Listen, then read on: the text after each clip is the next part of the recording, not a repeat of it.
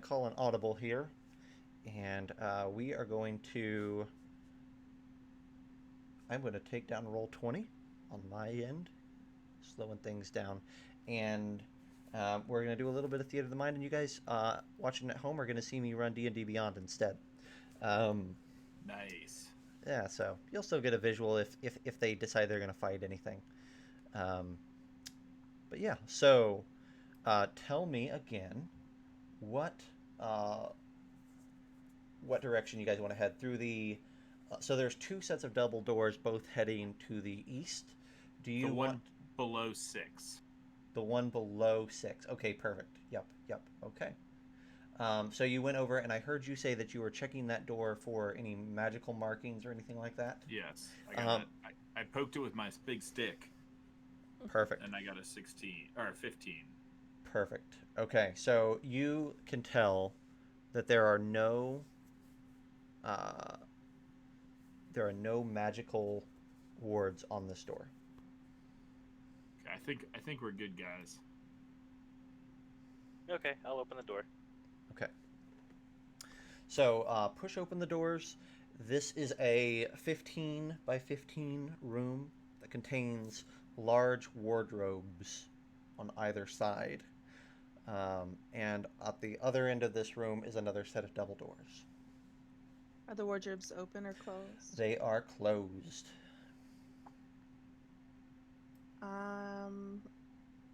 I'm curious. I'll- I want to peek in one. Okay, For sure. absolutely. I want to peek in the north wardrobe. Maybe Okay. Narnia's on the other side. So yeah, if you pull those open, you can tell, you can see in the north one that there are several sets of white robes with navy tassels that kind of hang with them. Would they fit a dwarf? You take a couple of them out.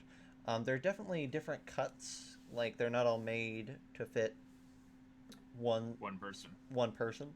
So you could probably find one that's at least on the shorter side of things.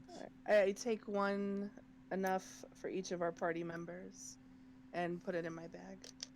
Okay. Yeah.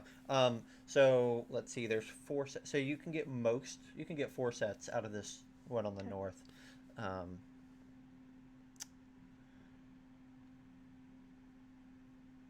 and that kind of clears out the thing. You'll notice when you pull them out that they're in pristine condition, like they were sewn yesterday, sort of a thing.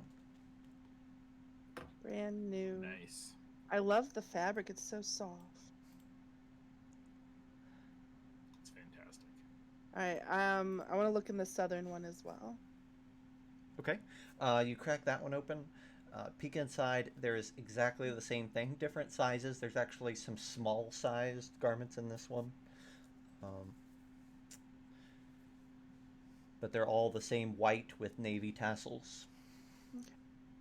But all the ones I have now would fit everyone pretty appropriately, right? Yeah, you could get a set for everyone that's going to be at least a close fit. Okay. Or one size larger. All right. I'm gonna leave the other one alone then, and let's keep going. Okay. Push on through. So this next set of doors looks very similar to the ones you came up to, Cornelius. Um, That's right. there's no indication that there's going to be any wards on this one either.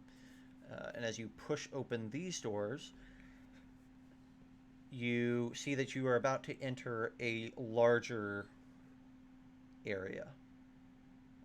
About the same size, maybe slightly smaller, as the big room that you guys spent most of your time in last session. Um, and you see that ahead of you and on the walls on either side, there are several doors. So you're in a bigger, kind of like, again, like the one you came through. There's going to be several different accesses from here. And as you kind of take a peek down, you can see that the large room continues down southward from here. And you can see that more doorways and more halls can be seen. Mordor? More doors, yeah. But the thing that draws your That's eyes, not good. yeah, It's not good at all. Yeah, one doesn't simply walk in there. Yeah, no. What I hear.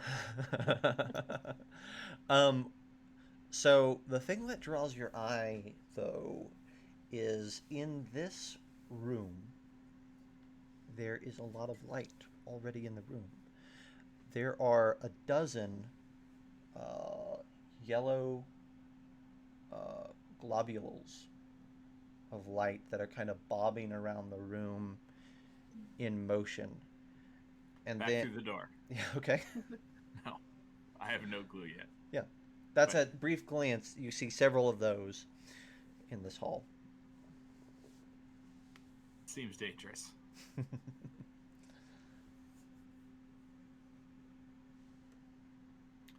Hey, Fey Knight, what are those things? Those are lights. Are they only lights? Do I know anything about these? Can I give a insight or a history check? Yeah, I think let's see, it's not going to be insight. I would allow It's an intelligence check. I'm going to allow a history or or an arcana check. Um,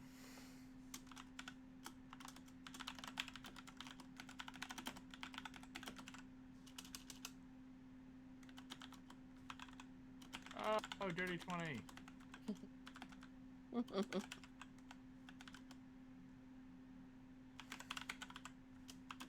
Dirty 20. Yeah, so was that what sort of a check was that? Was that history for you?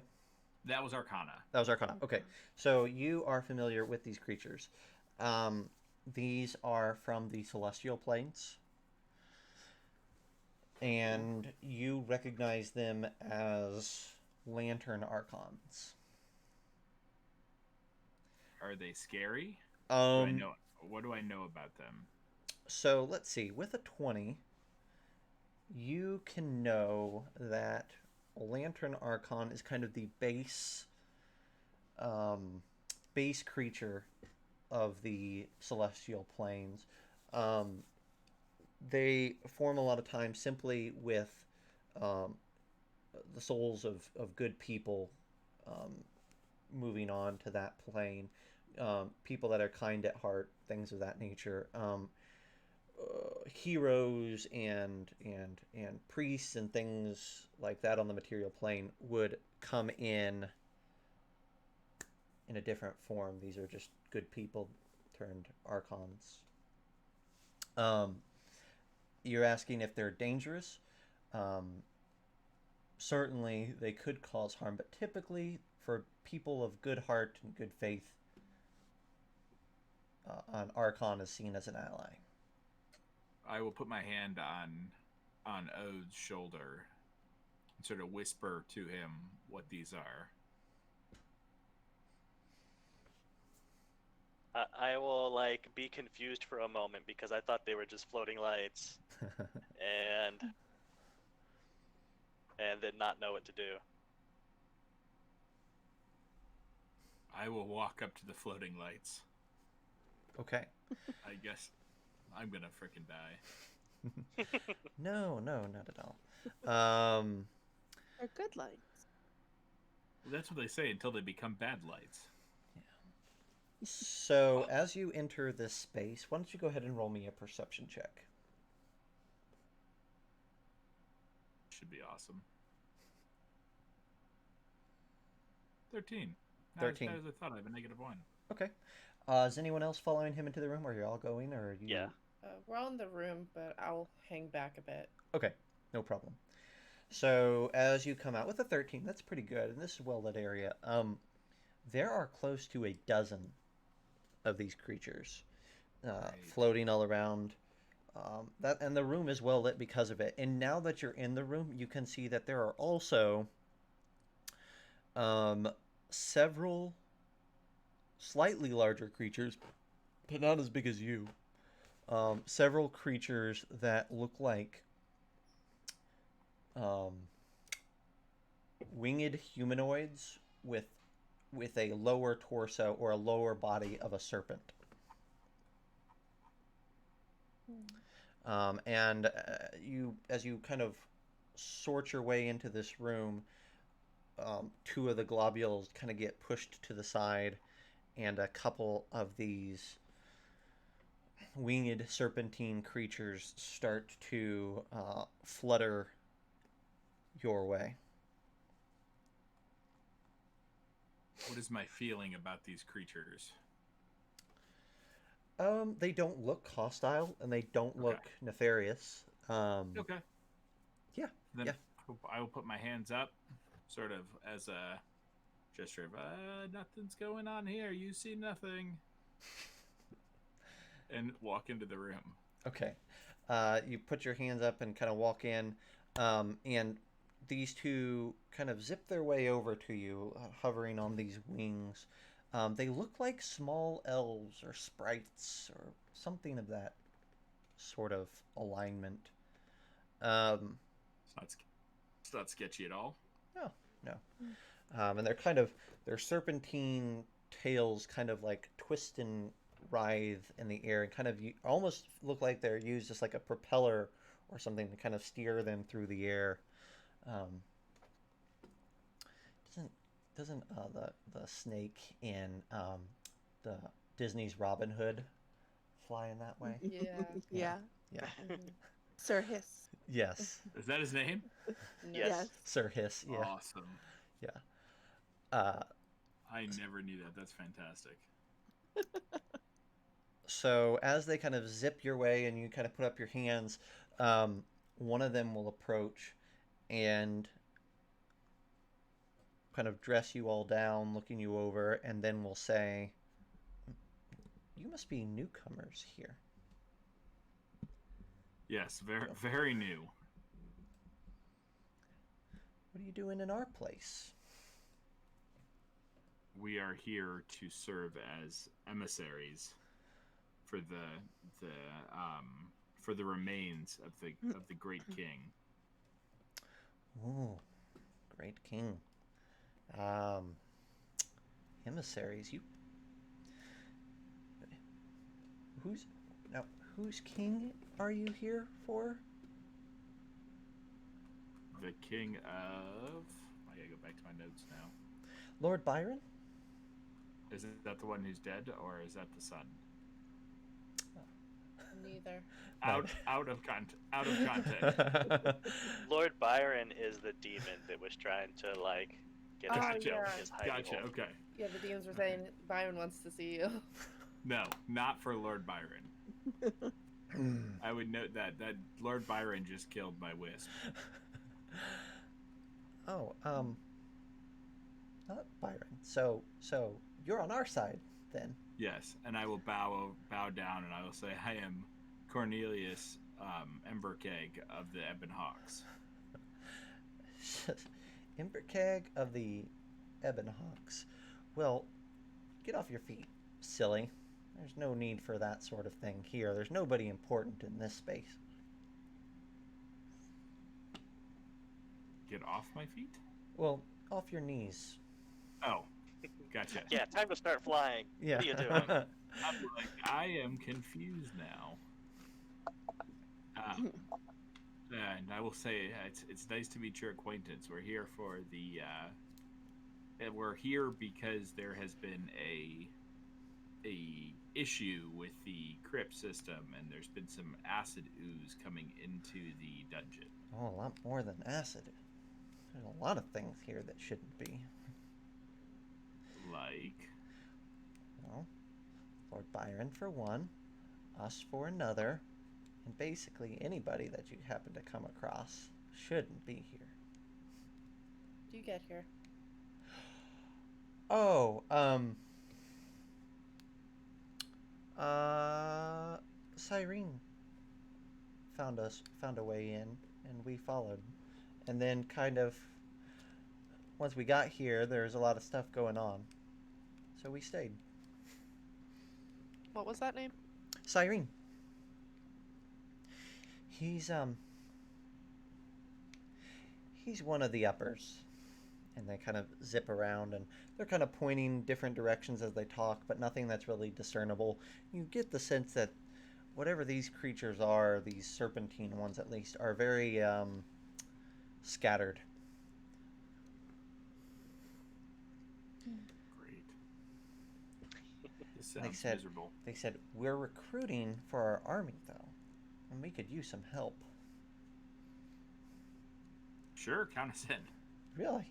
Oh, Sure. that was far easier than I expected it to be. Um, What is your army's mission? What are you trying to accomplish down here? our mission is to take the lower hall and drive Lord Byron and his army out of here. That's our plan. So far, it hasn't worked.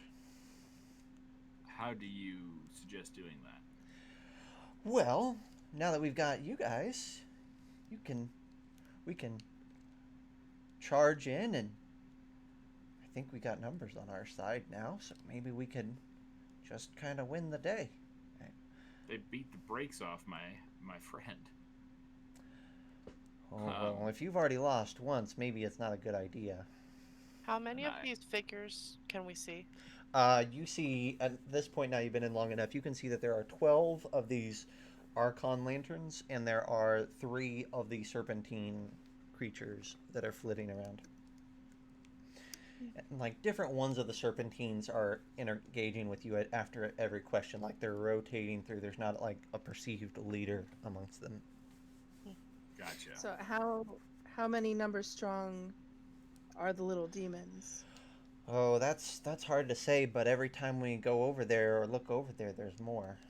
So, I mean, we were pretty sure that they outnumbered us a while ago, and now it's been a while.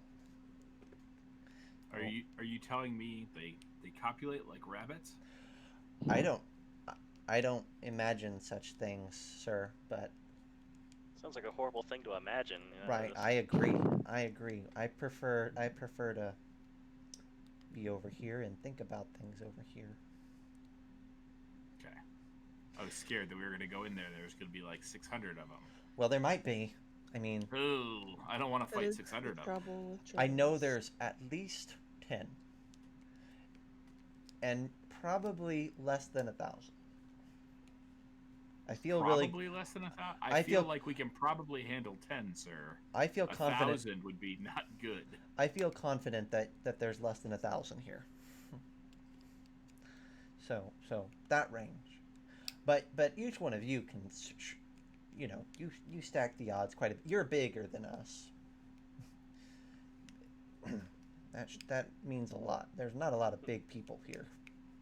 What do you know about how they fight? You said you encountered them before. Well, there's either they've got and one of them kind of like surveys the area around them, and she's like, well, you see how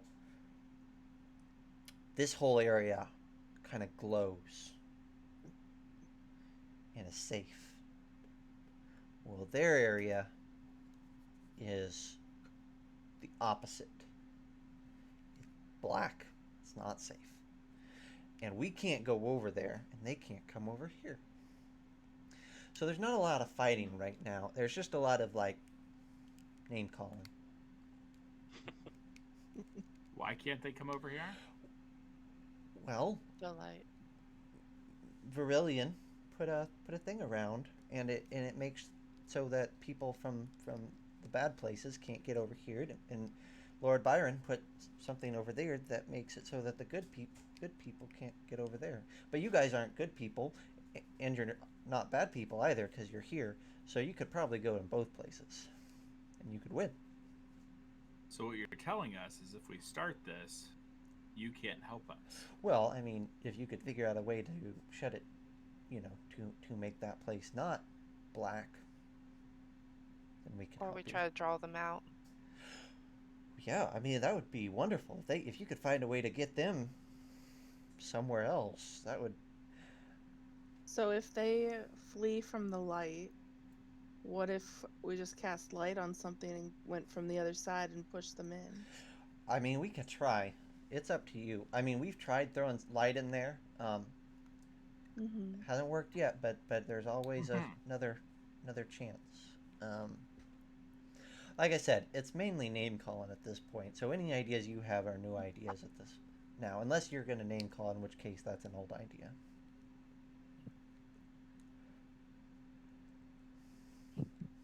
It was an accidental initiative, by the way. That's And fine. now we're in combat. Yes, you could be. Um, Alright, so where exactly is the barrier? so you see one of them kind of like motion for you to follow, and the globes kind of part, and now you can kind of see that this hallway extends down, and you can see a blackness, not unlike the blackness that that Ode found earlier, um, and there's like this like hard line just halfway through this huge hall where it goes from light to black. Is that between like 15 and 20? Between 15 and 20. Sorry. Because my familiar flew around in here too, so Oh, I've seen yes. like 20. Yes, I've so seen like 20 and 25. yes, exactly. 15 to 20 is a good like that.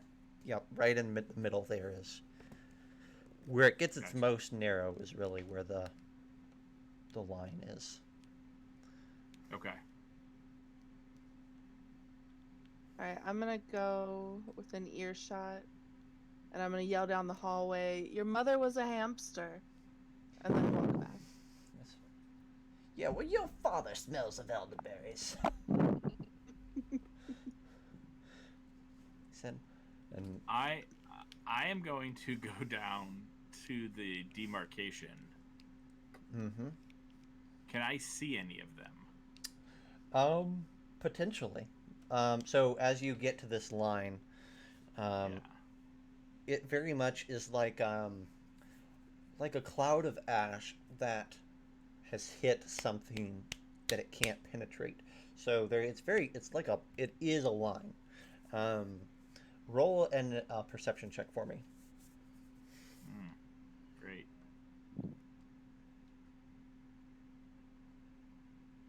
It's a 12. A 12. Peering through this ash cloud into the darkness, you don't immediately see anything other than vague shapes on the edge of your vision through this space.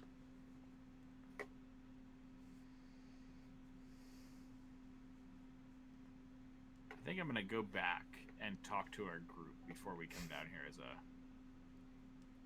and I'm going to whisper. I said, if I could see them, I could probably cast some spells from our good side into the evil side.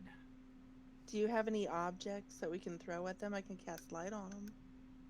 Maybe we can get some kind of idea of what's going on in there. I do have ball bearings. Give me your balls. I will give you both of I'll give you 2 balls to begin with. Alright, I cast light on his balls. Fair Ball enough. bearings first. I cast light on his ball bearings. Oh, okay. That's all right. That works. Oh yeah. So you've got a pair of glowing balls in your hands. Nice. You It's not the should first roll time them. That's not the first time that's happened to Clara. You should roll them and be more gentle on your ball bearings. I will roll them in through the ash. Okay. So you create a prototype bowling alley here, and hurl Actually, these. before I do that, I want to ask: are we ready? If I can see them, are we ready to start some sort of combat? Is this something we want to do? You see, my short sword is still flaming, so Gotcha. in hand. Out is confused. Like, wait, what? We're fighting? What are we fighting? I'm over here like playing with the lanterns. So So yes or no? Are we getting into it with the quasit or the demon thingies? Let's tell our little orbs and winged friends to stay tight. We're going in. Be ready just in case. So, out as you're over there playing with these globes of light, you can kind of, if you kind of like extend your hand out, like one of them will pass into like over your hand, and it has you can recognize very quickly that there's no substance to these things. Neat. Neat. I feel like Aud would Neato. definitely say neat anyway, so. Neat or neato? Neato. Or golly. Shucks. No, he's not a farmer. I was thinking more goofy. Yeah. Gorsh. Gorse. Okay, so if you guys are ready and you throw these in, Yes, I will roll a ball down the alley. okay, I'll go towards the front since I am melee. okay, I'm gonna stay where I'm at. cool. So as you roll these down, one certainly you can see a bit more through this dark area. The light is not consumed by it, but neither does the light burn away the darkness completely, and there's this perceived competition that happens instantly. But as you roll them in, there's no visual creature that pops out. You do hear some snickering coming from the alleyway, but and you could maybe attempt to cast a spell in that direction, but nothing visual. Nothing visual. That's unfortunate.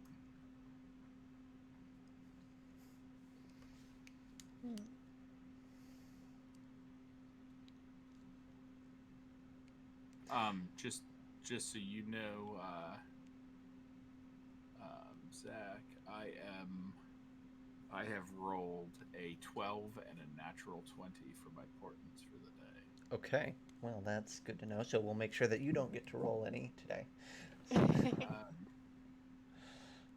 Where is Discord? I will show you here. It's all good. It's all good. I trust you. You don't need to share. Yeah, I did it through D&D Beyond because I could click on the button. It didn't go into my thing though. Perfect. So let's see if I can do this for our people at home. Let's see if this will work real quick here. Perfect. Let the players at home see a little bit of what I'm interacting with and have a map and all that. Hey, that's probably better. Atheros, if you're still there, hopefully getting a map on your screen still is going to be of benefit. So you guys can see now that like as Cornelius has been investigating this, these three winged serpent creatures follow him, and they start to mimic everything that Cornelius does. So if he sits there and like strokes his beard, there's like three of them kind of fluttering behind them, also stroking non-existent beards. So so I can't see anything. I see the light, but I don't see any creatures. Yeah, you don't and immediately what comes to mind is that these creatures can be invisible. So they're probably there. Oh. They're just, that they can Yeah. blink in and out. That's a real MFer, as the kids say. I would, and I just sort of shrug to Aolin, and I cast Acid Stream. Yeah. Okay, so acid stream. Okay. Yep, it's a UA spell. Okay. I have it. An 11 is probably not gonna hit. Okay. I am going to. It's a dex save. Yeah. Yeah. Oh, is it? Mm-hmm. So Gotcha, no attack that's roll the needed. damage. That's Yeah. the damage. 11 damage. Okay, almost max Yeah. damage. Cool. Cool. That's Okay. what that is. So you cast Acid Stream just in a random, just kind of trying to catch off part of Yes. that. I'm trying to shoot it down the aisleway. Okay. And for anybody who doesn't know, Acid Stream emanates from you in a 30-foot line, 5 feet wide direction of your choice. They make a dexterity saving throw covered in acid for the spell's duration, or uses its action to scrape the acid off of itself or another creature. Okay. A creature covered in acid takes 3d4 acid damage at the start of each of its turns. Okay.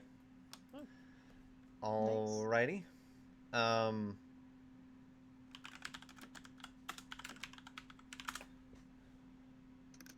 And you said you rolled for 11 damage. Is that correct? I did.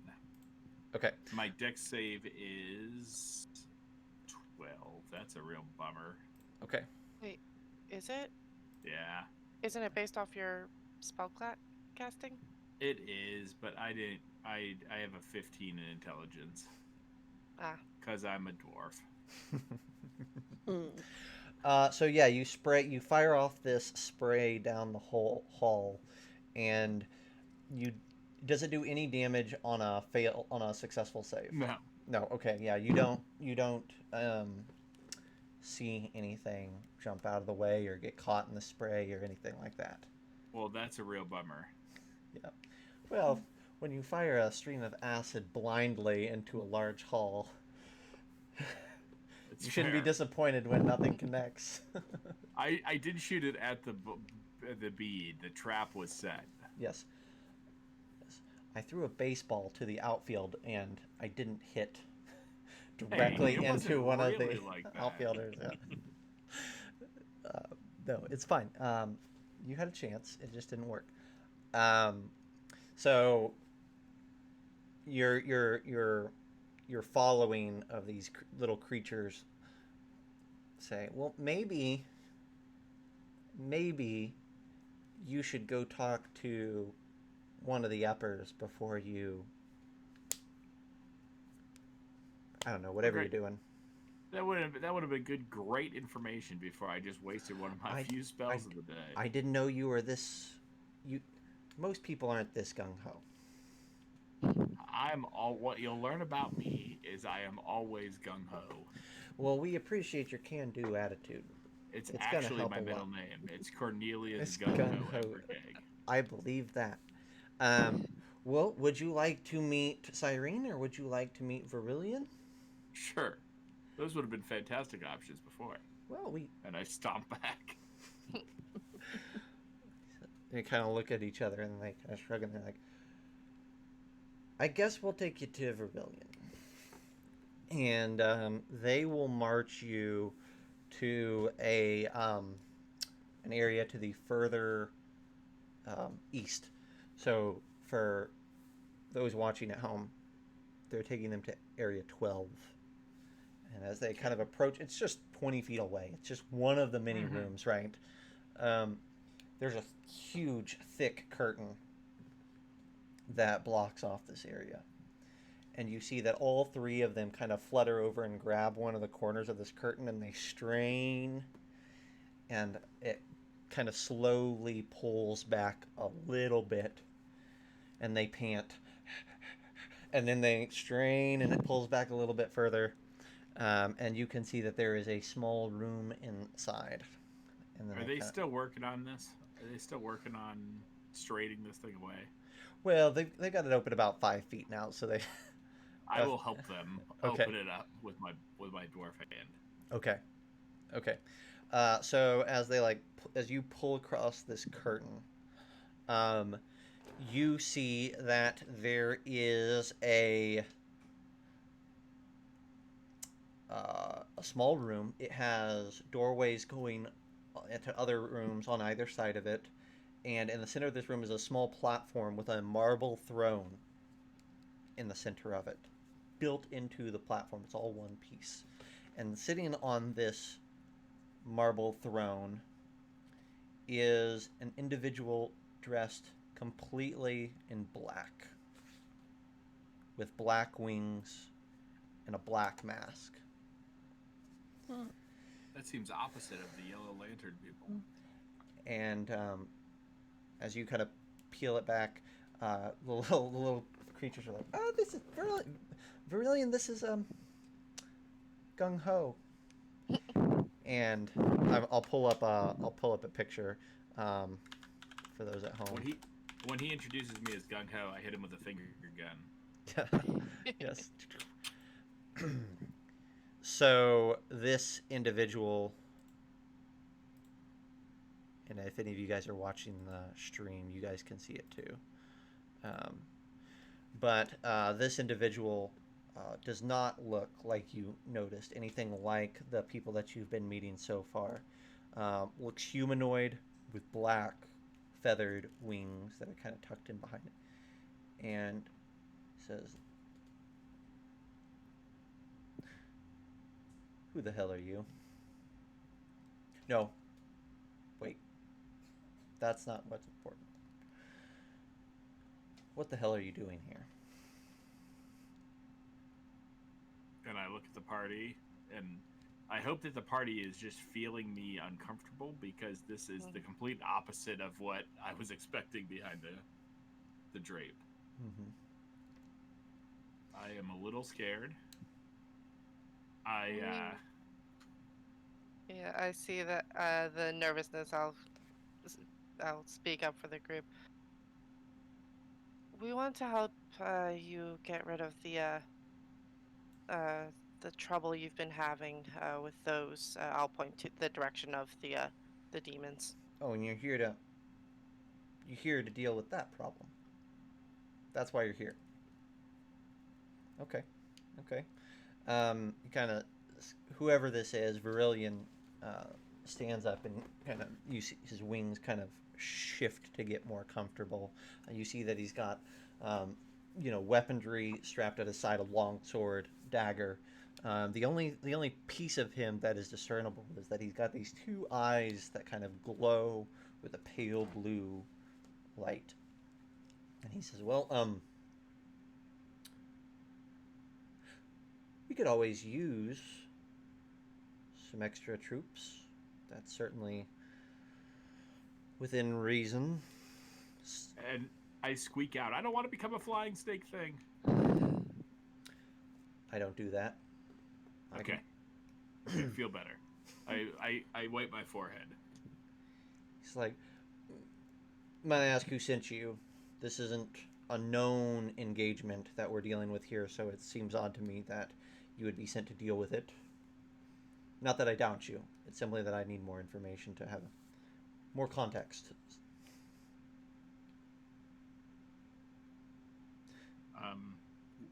We were sent by the city to come rescue some bones. And the demons are in our way. Oh, so you're not here for the demons. You're here for something else, and the demons are just in your way, and you're just and we trying. can also help you. Oh, okay. It Yeah. seems that you're also struggling with them. Yeah. It's been an ongoing issue. I must say I'm a little bit perturbed by the lot of you. Great. I mean, I'm not going to turn down help dealing with these demons, but it seems odd to me that there would just be. I mean, it's been 4 decades, something like that, and you're all just showing up, and you got plans, you got motivations, and you're here to help, and all that sounds great. But it's all very sudden. Again, not saying there's anything wrong with sudden. Just sudden. All right, so how do you propose that we deal with this? I mean, I have my own ideas of what I would have you do, but do you have a plan? Are you here to devise a plan, or you already got a plan in the works? What's going on? I mean, I think we're here to devise a plan. What I would not recommend it doing is making your balls glow and throwing acid. The two eyes kind of just lock on you for a minute. Oh no! Yeah, he just stares at you. We'll just say that somebody else did that. That's yes, quite. Um, might I propose instead? Might I propose instead? You kill Lord Byron. Yes. That's really what we're Hmm. after. We don't really need. We've I got our think own. that's a wonderful idea. What do you know about him? Not a lot. He's an imp, but a more powerful one. Not that means much. But he's kind of collected all the miscreants down in the lower hall, and they all march to his drum, so to speak. Do you know where he's located? We've got some intelligence that suggests that he is um, in the southwest quadrant of the temple. Um, I couldn't give you an exact location, but we know that he's certainly in that area and doesn't get out much. We haven't been able to spot him ourselves. Question for you, Zach. Mm-hmm. I am a dwarf wizard, and I'm sort of scrawny, but I'm a dwarf. Does anybody have a bag big enough for me to climb into? I mean, I just have like a standard backpack. If no one has like a sack, probably not. I do not. Clara, you're my only hope. Well, seeing as how I am also a dwarf, to carry around a bag that was probably close to my size. I mean, how much do you weigh? How tall are you? I'm like 3 foot tall. Here, let me get my traits in. Yeah, you are short even for a dwarf. Yeah, I made notes that I was actually short because Yeah. I have an idea. Yeah, I'm 3'8", 260 pounds though, so I'm a squat little thing. That is way too heavy. That is the wrong choice. I was not rotund. That's a little less than I weigh now at 6 foot. So They've we got have a a little lot of Getting in the work here. character. Yeah, I'm about half that, I think, actually. Mhm. Virillion points to Clara. He says,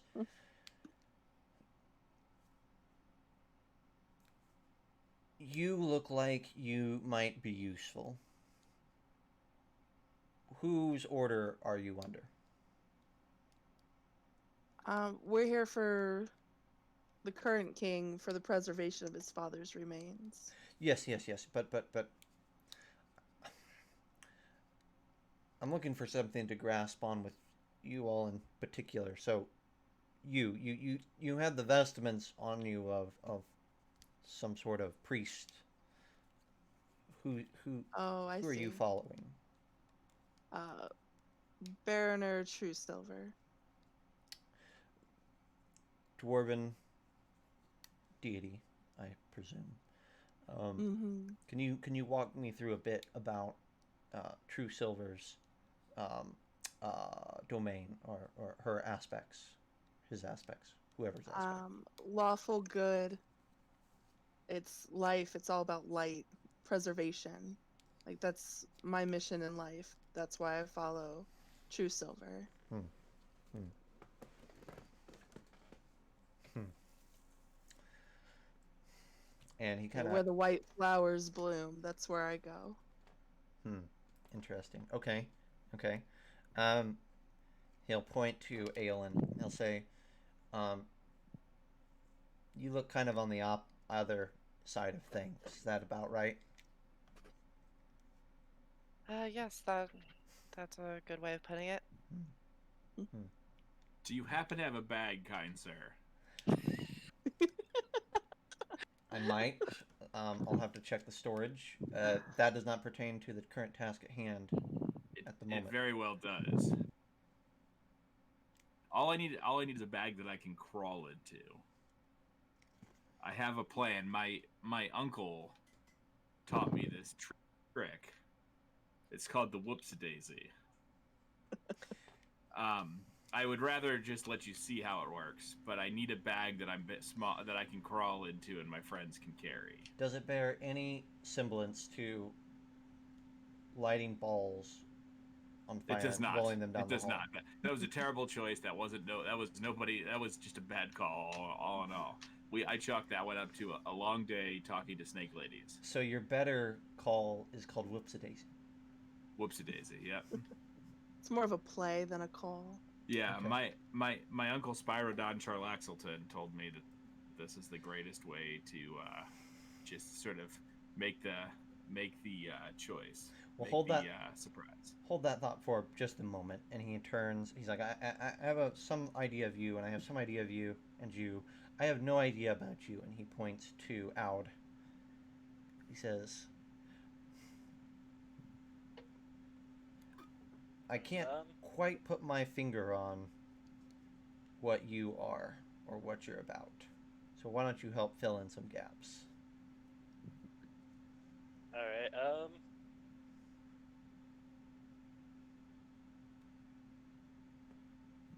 Let me move my character down there because I was actually still in the other room. It's all good. Oh, if you don't want to be there, you're welcome not to be there. Yeah, I was gonna play it like I wasn't paying attention, and then like suddenly everyone was gone. I was like, wait a minute, what's going on? No problem. And then Where did arrived to they the party go? late when they've got one of our companions in a bag, and they're like, let's chuck him. I'm like, what No. happened? No problem. No problem. Keep your guy out there. That's fine. I like that. So he'll look at Aelin and he'll say, "Tell me about your other companion, the one that's wandering around and talking to the Archons." And every now and then he hears, kneel and know your place from this bird just screaming as I try to talk to it. He has a good heart. He's learning about the world, but he means well. He's brave. Okay. Okay. So he's the muscle here. Yes. Okay. Okay. The beef jerky. The beef jerky. Okay. Yes. He says, "All right. Well, I'll tell you what. I'll get you your sack. Yep. And that's something I need. Why don't you take that sack and you know what? I'm gonna task this gal here." He points to Clara. "I'm gonna task this gal here with making sure that whatever you got going on doesn't result in a calamity." Oh, there's in the Whoopsie Daisy. There's high chance of a calamity. Well, there's also I will high do what chance of good. I will do what I can to avoid calamity, but it's never guaranteed with this guy. And I point to Cornelius. right. Well, that's why I'm putting you in charge and not him. Right. 'Cause you can kind of keep this all under wraps. I will do my best. Wonderful. And then he points to Aelin. He says, Aelin, I have something else that you can do if you're up for it. It's always good to have an extra pair of hands." What is that? And he says, "Well, he motions, and one of the creatures kind of flits around and procures a sack and takes it to Cornelius. And he says, "You go do your thing, and I'll task her with her own." And he says, I need someone who's not afraid to get their hands a little bit dirty to help me gain some information from some of the prisoners of war we've apprehended. Not too dirty."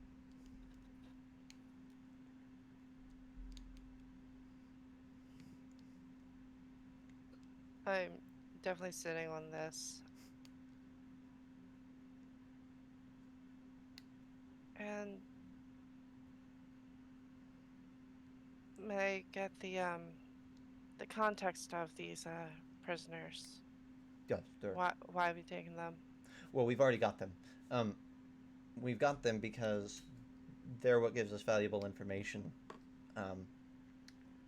that is going to lead towards the successful assassination of Lord Byron and the eradication of the abyssal and infernal forces romping through this holy place. They've been helpful with some information, but I've exhausted my tactics on gleaning more. And you look like someone who might be able to squeeze the orange for a bit more pulp.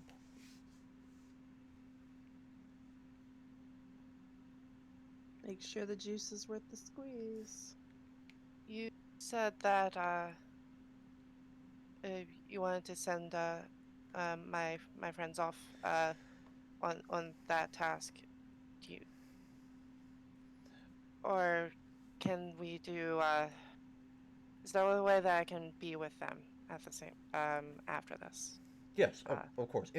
I don't anticipate it taking more than a few moments, unless you want to spend more time, of course. My intent is not to unnecessarily separate your group. My intent is to apply each of you to your own special set of skills, as best that I can gather. And it seems that you have skills in one way.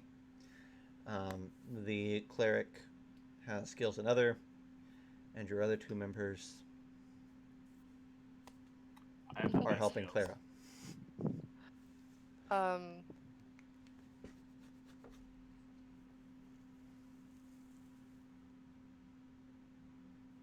You can say no. Then that doesn't hurt my feelings. If they have information, I think it might be worth it. Great. Excellent. He motions to the two doors. He says, on either side, he says, there's one on either side. Turning you loose on these. I'm going to go keep an eye on what's going on out there. What two doors are you talking about? Oh, on north and south of his room. That's right. Yep. Okay. I'll turn to my party. I guess start planning how we're gonna get to Byron. I'll be back. I'll be Okay. back. All right. Do I have the sack at this point? You do. Yeah. Okay. Are you in the sack? I am slowly Holding it. I am slowly Climbing taking in. off. I am Like slowly taking potato anything. race. Yes. I'm taking off all my equipment and everything else. My 10-foot pole goes clattering to the floor. I grab his pole. I don't want him No! to lose it. Howard, you probably are coming back to see this at this point. And I heard clattering, and now he's getting into a bag, and I like get halfway there, and then I just like turn around. I'm like, oh, I'll just go back what I was doing. Cornelius, just let me keep it safe. I don't want anything to happen to your pole. Okay. You, on the other hand, climb into that bag. I am climbing. That was the entire goal here. I really hope this works. I'm so excited about this. So a couple of little creatures flitting around are like, so what's... I like this plan. But what is this plan? I will tell you more about it after it's done. Oh, there's more. Okay. I like the little creatures. One of them tries to get into the bag with you. When it gets into the bag, can you see light through the bag? This is one of the serpentine ones. Oh, gotcha. Yeah. Oh, that's not a good look because we can't go past the threshold if that's the case. Oh, you're gonna go past the threshold in the sack. I am. Oh, well, she zips out.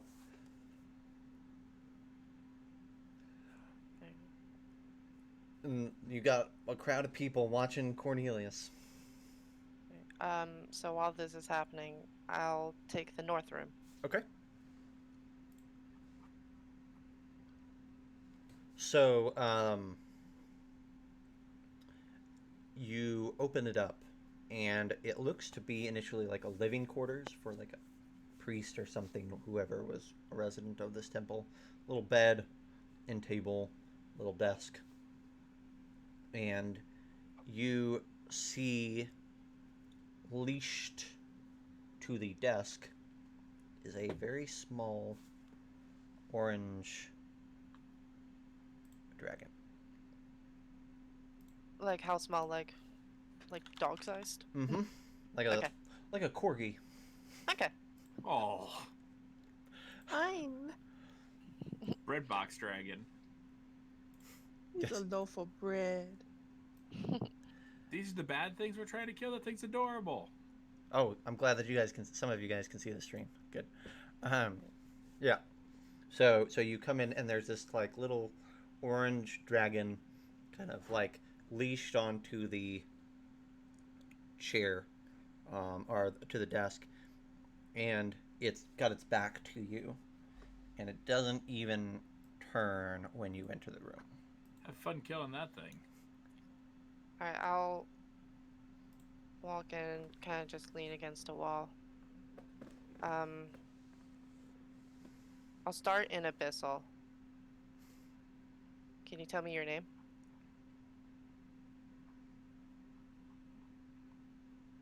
You see it's like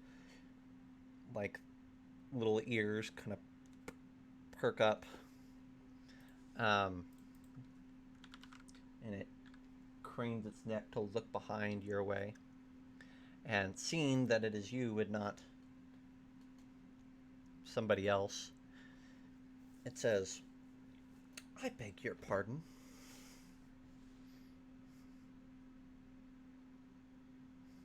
It says that in common, by the way. Okay, so I'll Yep. switch back to common. Yeah. Can you tell me your name?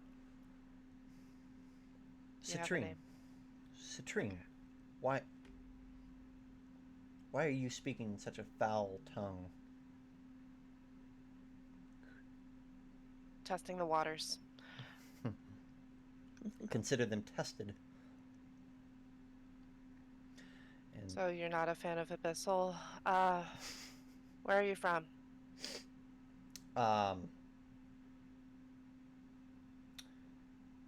Here, I suppose, is the most direct answer. But where's Virillion? What are you doing here? Has he sent you in here? What's the point of this? He's attending to other matters. What, was your opinion of Aurelian?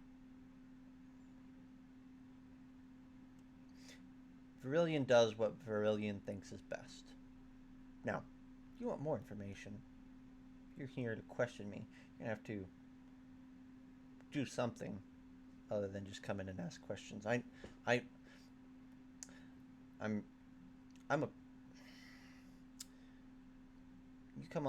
you come unleash this collar, and I'll answer what you want. Otherwise, I've already told Virillion all I care to tell anyone. Not that I have anything to hide, mind you. What kind of, like, what's their, like, demeanor or their nature other than, like, are they hostile or just, like, snappy? Roll an insight check just to kind of see if you can get an accurate reading. Initially, Oof. you see. Go ahead. I rolled an 8. An 8. Okay. It's more snappy. At least Okay. that's what you're ascertaining from this is put off.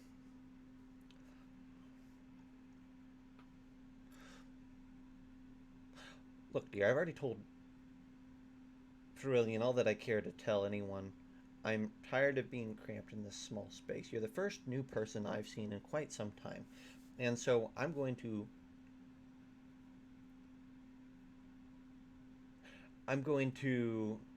be on my best behavior for you for a brief moment with the hope that maybe you're a reasonable person and that you're not, well, like everyone else. So, you unleash my collar. Let me free, and I will give you your questions. But otherwise, what am I going to do? Just stay here for longer? Like, doesn't make any sense. Don't kill it. It's Uh, adorable. I have the door closed. There's no windows or other entryways, No, it right? looks like basically a large closet turned into a living space. And the chain that he has that it has on, is it just simple chain, or does it look like it would have any enchantments on it as well? It looks like a simple chain. Nothing too impressive. Okay. Um.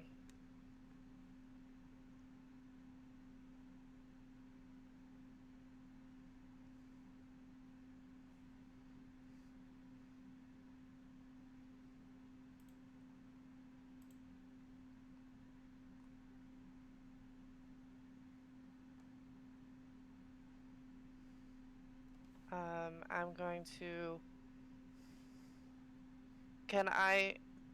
Would I be able to unchain it while keeping my back on the door? Sure. Not necessarily touching the door, but your back to the door, yes. Um, if Okay. you want to unchain it, you'll have to move from out of the doorway, I guess is what I'm saying. Gotcha. Um.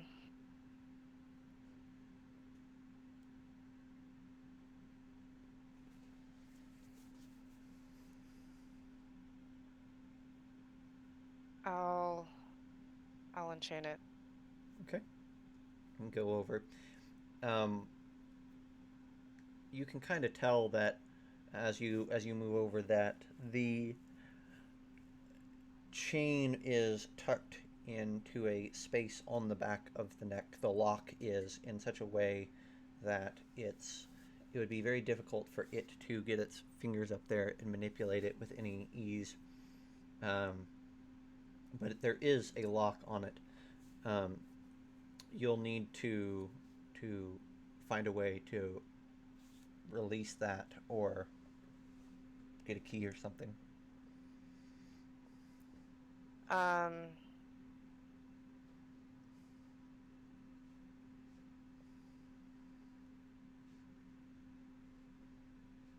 Just one more question before I do anything.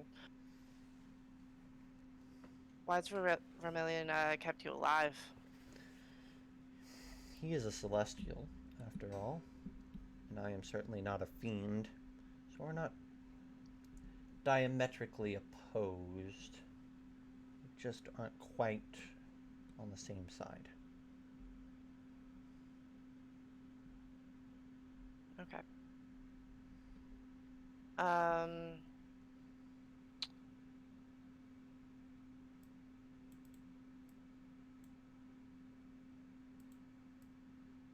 Let's see if I can. Would I be able to break the so it's like it has a collar and a chain. Yeah, I want to see if I can just break through the chain. yeah. So just attack the chain with basically with your weapon. Yeah. Okay. Um, yeah. Go ahead and make me. I feel like the best case for this is just a strength athletics check. Okay. Oh God, that's a 7. 7. Okay. Yeah. You slam it into the chain. Um, and you put a little dent in it, but nothing snaps. Um, and somebody knocks on the door, and you hear Virilion's voice say, "Everything going all right in there?" Yep, just fine. The dragon kind of shifts her eyes to you and then back to the door. She goes, "Oh, don't hurt me."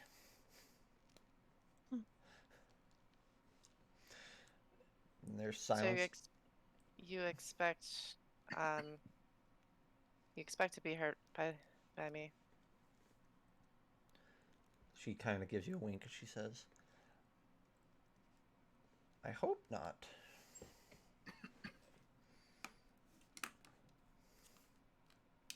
Um, she'll come close. Do you know Draconic? No. Okay. She'll try to mutter to you in Draconic, but it just comes out as a string. that you don't understand. Okay. Um.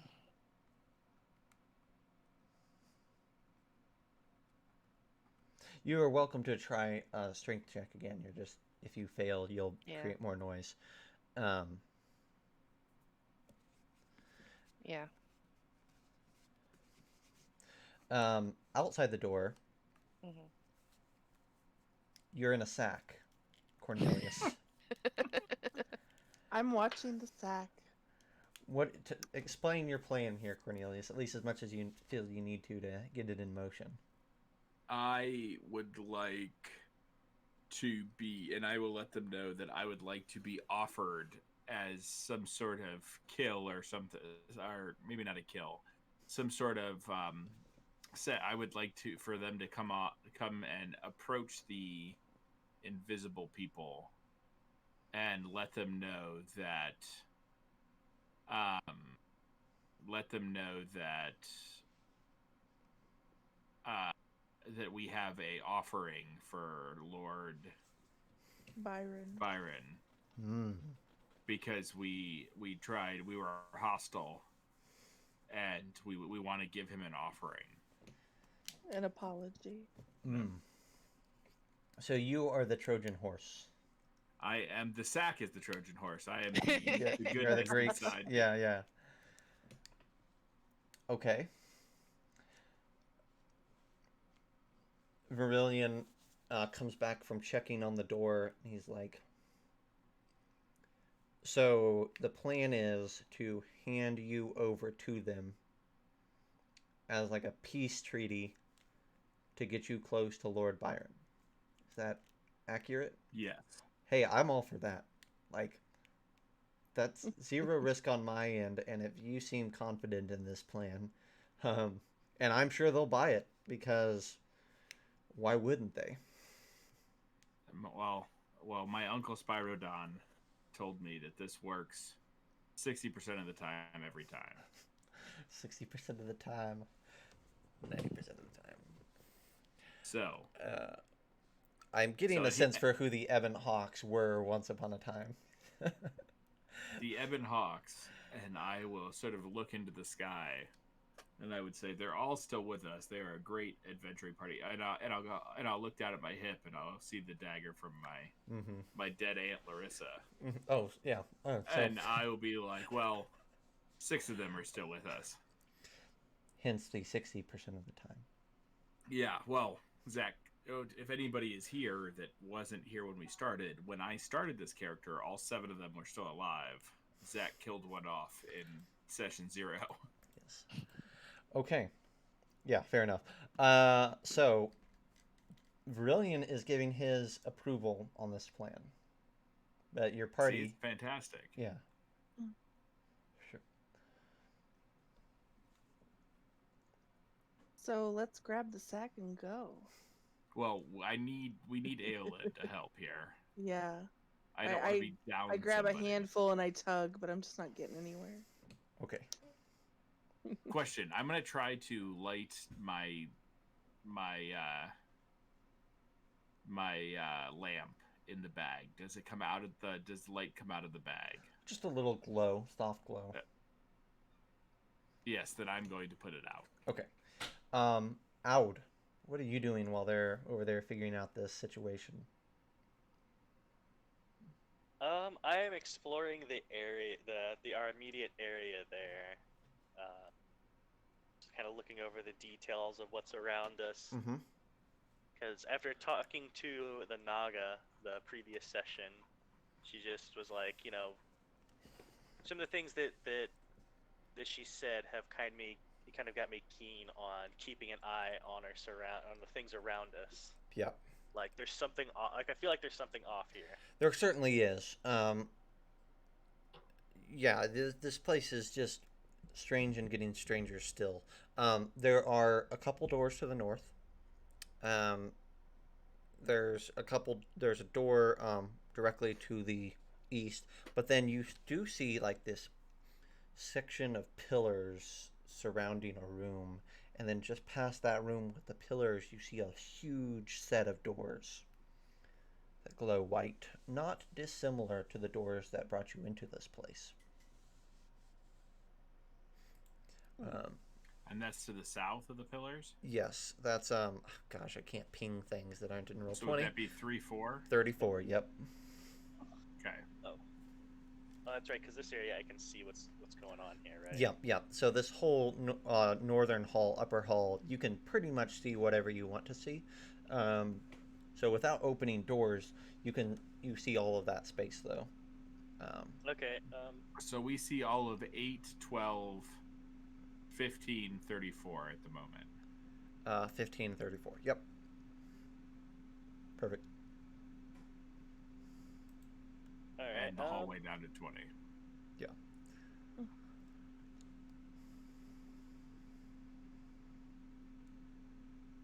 All right. Let me.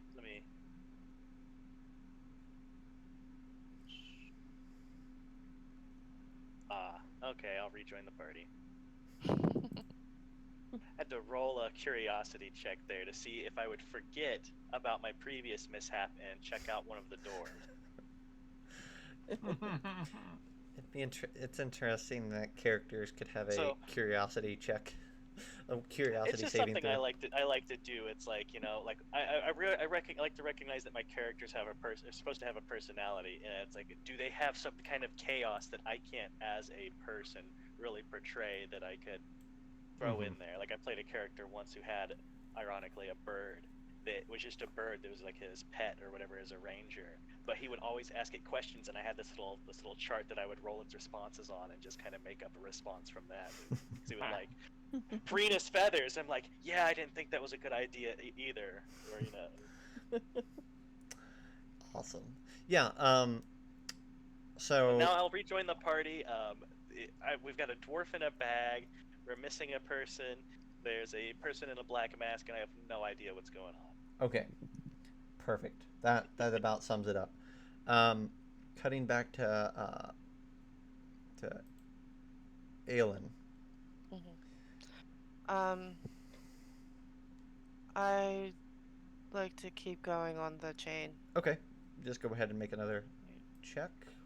A 12. A 12. Okay. So at this point, you wail on it again, and one of the links in the chain cracks. You could wail on it again, or you could probably just pry it loose if you wanted to. They're not large chains. So. Yeah, I'll just pull it. Okay. Yeah, you pry it loose, and immediately Citrine moves far away from the desk. And she starts to, like, feel around on the door. She doesn't touch the handle yet, but she's getting used to her extended surroundings. And she turns back at you and she says, "So when we leave here, what's your plan for getting us past Rebellion?" Dog-sized.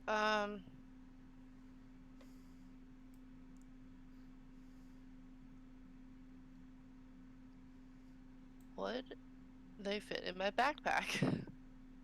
Do we have a secondary sack? Yes. Let's see. Just the primary. Your backpack. It'd I'm be an close. elf. It'd be pretty big. It'd fill the backpack certainly. You don't have it. Do you have anything of large In it? size heft, or is it just mainly smaller items? Just a bag full of weapons that this small dragon has to climb in and out of. Yeah, in it, this explorer pack, bedroll, mess kit, torches. I don't need torches. I can drop those. If you drop the torches, you'll have enough space for the dragon. It's your puppy. Do you have any? Yes. Do you have any gold or gems in there?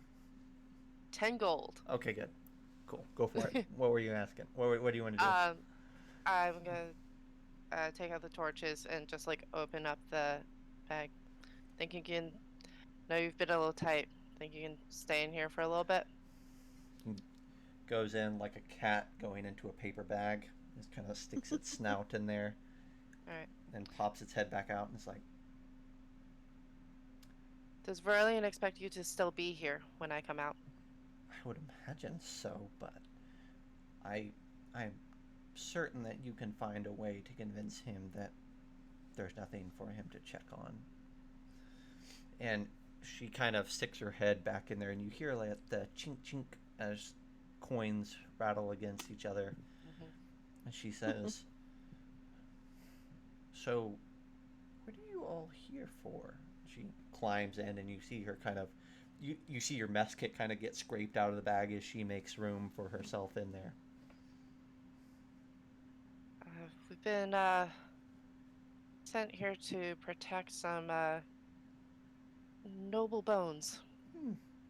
You're going further Um, in then, aren't you? Yeah, quite a bit. I tell you what. You get me out of here. You drop some shiny baubles in here when you get a chance. Maybe I'll help you. And she kind of spins around so that her body is in and her head is sticking out. She looks up at you. Mm-hmm. What do you say? You have a niffler. Mm-hmm. So I can do cute. I can do that. The shiny stuff that I have already in there is not part of that. Oh, I know okay. how much is in there. Well, that's fine. You get me out of Anything I here. find? Yeah. All right. I'll help you. Yeah, it seems like a good deal, especially if you get me out of here. Okay. So she And kind you, of like yeah. pulls herself back into the bag to where you can't see her. Yeah, and you said she's dragon-like, so scales. Yeah, very much a dragon. Okay. Very much a dragon, just small. Okay. Um.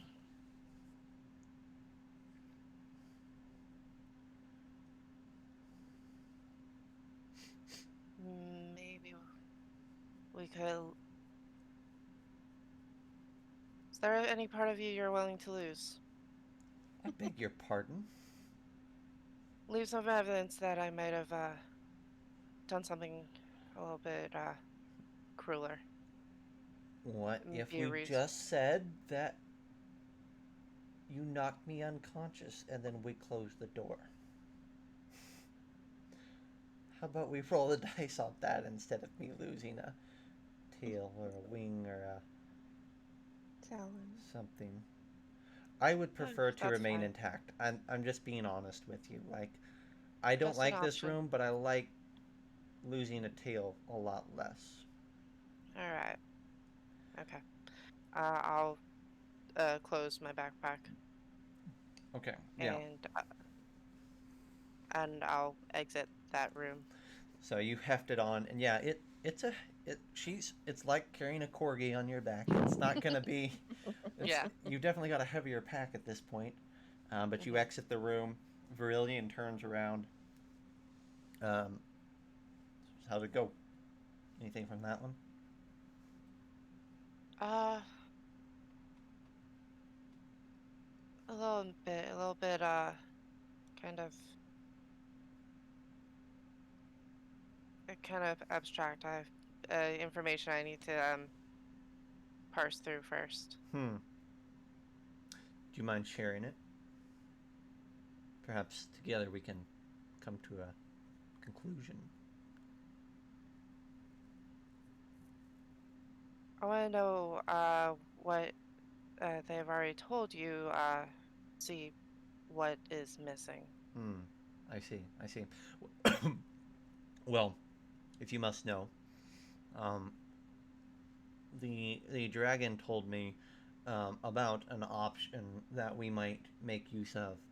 Um, that is around in another area of the temple. They are aware of some sort of summoning device, summoning circle, that I thought perhaps we could use to pull additional reinforcements from. But at the moment, that summoning circle is in the hands of another and not available, and so its use is out of the question.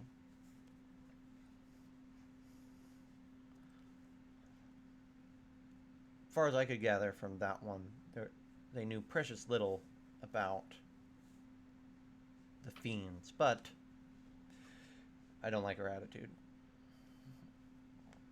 She's hiding Don't something. blame you.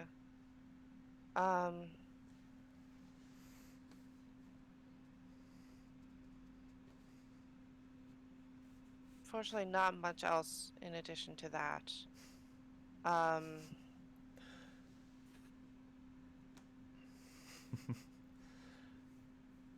Hmm. Let me try the next one. Okay. Go ahead and make a deception roll for me. Yep. 11. 11? I'm gonna change that to a natural 20. Thank you. Like, well, better now. Better. So total 19. Yes. Okay. Okay. Perfect. So Yeah.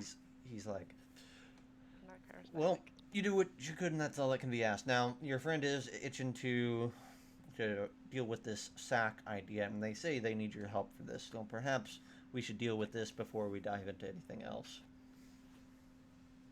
Okay. It's sack time.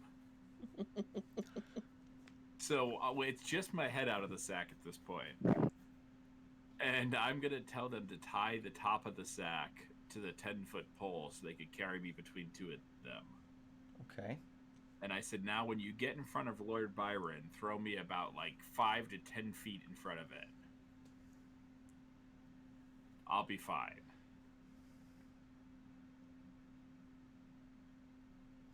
So we're putting a dwarf in a sack and tossing him. Yes. Interesting. And while I'm in this sack, I'm going to eat one of my crusty roots. Regain a spell slot. Yes, I have the name of it down here. Root of Essence. Okay. So to be clear, your plan is for 2 of your companions to take you into there, or all of Yes. your companions. I plan on. So my goal is for them to tell the little demon-like people that we have an offering to meet Lord Byron. And I am hoping that they can toss me on the ground in front of him. Okay. So I can perform the what's a daisy or who's a daisy, oops a daisy. I don't remember what I called it. Has many. It's like Gandalf. It has a different name in every language. Yep.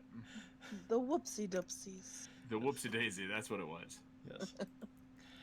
So, well, I mean, so Virilion's like, this is your plan, and these are your people. I'm not going to risk one of my own on this, but if your lot wants to use this as their attempted assassination, by all means, you have my blessing. Yes, that is the goal. And he kind of walks back in. He's like, well, let me know how I can help. And goes back, and he kind of sits on his throne and watches from there. So I, at this point, put my head into the sack and allow them to tie it off. Or not tie it off, but cinch it shut. Yeah. I want to be able to pop out like a Jack in the Box. You're Peekaboo. like the girl in the birthday cake. Yep. I pop out wearing nothing but high heels. Make sure you cook the cake before you hide inside. Yeah. Also a problem. How much did you say you weigh? 130 pounds. I have now tied it between. I have given you the idea, though, to tie it on the 10-foot pole so you can spread my weight out evenly. I bet Aud could carry at least 130 pounds. Okay. Can Aud throw 130 pounds, though? If I spin you around a bit. Perfect. Yeah. It's a Nobody shot Like put. a dwarven shot put. Yeah. Nobody puts Cornelius in a corner. Yes. But we do put him in a bag. Yes. I'm okay with all of this. This is about the caliber of plan that the typical adventuring party comes up with. So This is a I expect fantastic. nothing more. Yeah. This is a fantastic plan that's worked for the Ebon Hawks multiple times. So I would like everybody to know that I am well aware that I haven't done this before, but I have been told, and my especially my mother and father would not have put me in a position to lose to the whoopsie daisy. Okay. I am going to let your party determine how they're going to do this, or if they're going to do this. I have no say in this. I am going to roll stealth in the bag. Your head try is to- out, Yeah. your head is out of the bag, is it not? No, No, I'm no, down no. in the bag now at this point. Yeah. Okay, no, hang on. Are you stealthing as if to be unmoving? Yes. As if playing dead? Are you playing possum? No, I'm pretending that I am treasure. Oh. So be So I don't- lumpy. Yes, so I want to be a bag of like treasure. Okay. Yeah, I'm roll pretending stealth. that I am not a person. That makes more sense. Okay, go ahead. I thought that they were going to bring you as a captive, that they were going to hand over.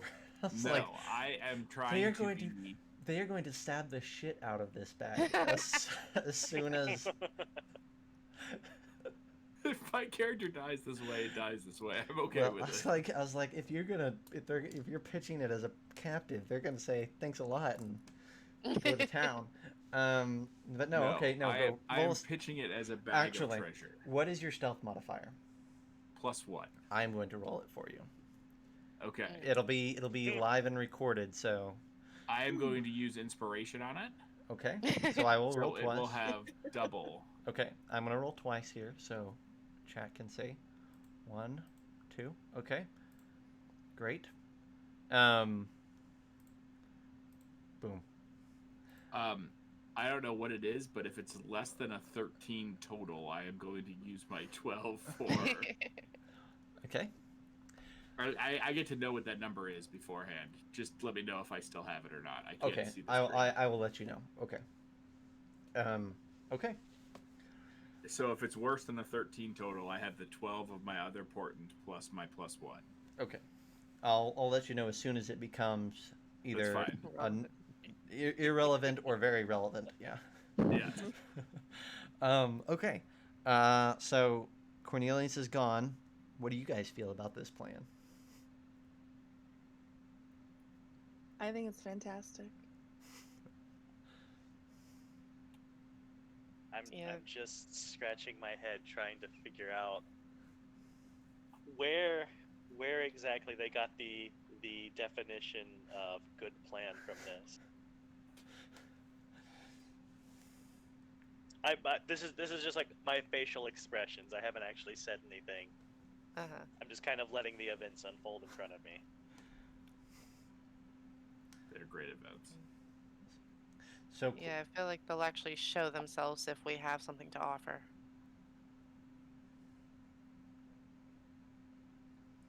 So Cornelius, your party stands around you for a solid 2 minutes, just in deep contemplation. I am in the bag all the way. So, Well, yeah. In the bag. so I can't see anything. So, you know, when you're in there, I wasn't really out there for the whole plan, so. We're both confused. Clara, please enlighten us.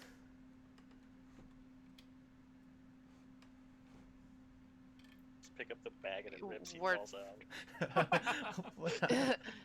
The Oh. objective is to get him to Byron, right? Mm-hmm. Yep. All right. Well, the creatures that we met were very keen on having us meet Byron already. If we say we have an offering for Byron, they would probably take us to him. That's a fair assumption.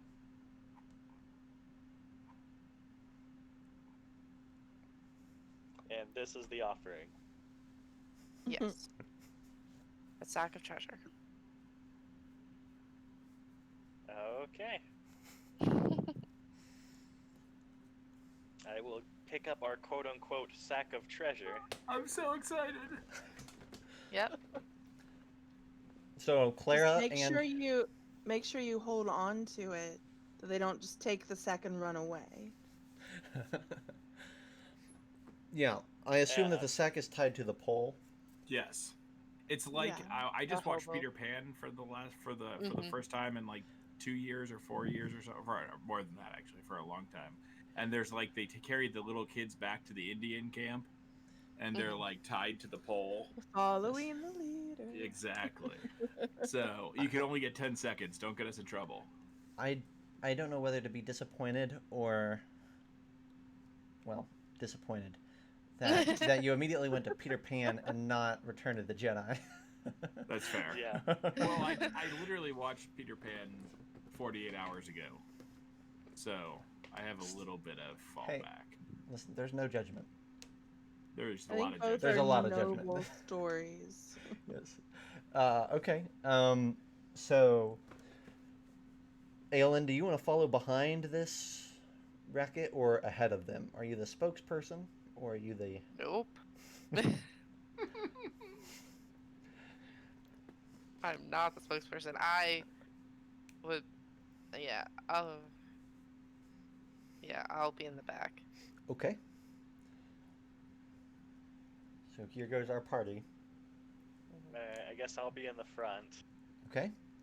Yeah. And You have all Clara. the charisma, paladin knight. So- I like to ring up the rear as usual. Okay. So then I'm in the middle. Well, you're Clara would be actually in the middle because she has the other Oh end yeah, of the pole. the pole. Yes. Yeah. Okay. Am I strong enough for that? Yeah, between the two of you, you guys are fine. Okay. Cornelius is at an angle, a pretty steep angle between the I dwarf know. and Aelin, Aud. do you want to take over the pole? Yeah. Yeah. I will. I 'cause hand that- I hand the that- pole over because Yeah. I'm worried. It Because doesn't it make adds sense. To weight me. to your side. Yeah. Yeah. It's a Alright, little bit I'm more gonna- even. Okay. I'm gonna hang back behind the three. Okay. So Aud, as you move in to this darkness, is there anything that you want to do to prepare yourself for that? Sigh deeply Okay. and say something along the lines of, like, well, I guess they say fortune favors the bold or something like that, but in Sylvan. Okay. Like the Sylvan version of that. Yes. Yes. Okay. So you enter this space that you have seen once before, and when you enter the space, you can recognize immediately that this ash is not actually there. It's more of an illusionary element.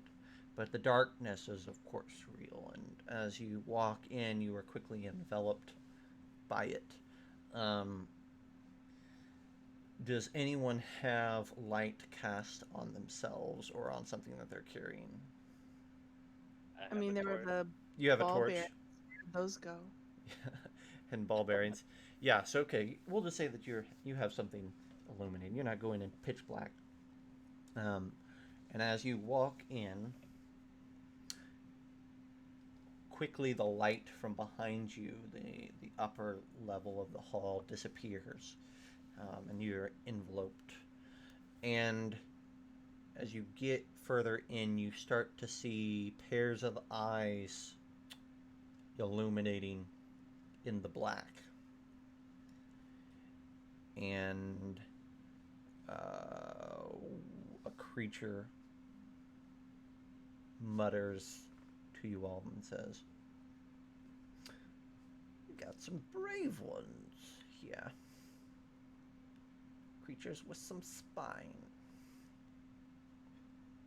Yes, we are vertebrates. Wise guy, eh? No. He says, you see one of these pairs of eyes manifest into a full creature, Aud, that kind of, again, looks like a small humanoid individual with red skin and red leathery wings, and he flits over to you, getting about 10 feet away, just at the edge of your torchlight. And he says, "So what have you got here? What's your business?" Is he saying that in like common? Yeah, it's in common. Yep. Okay. I'm gonna say we're here to parlay with Byron.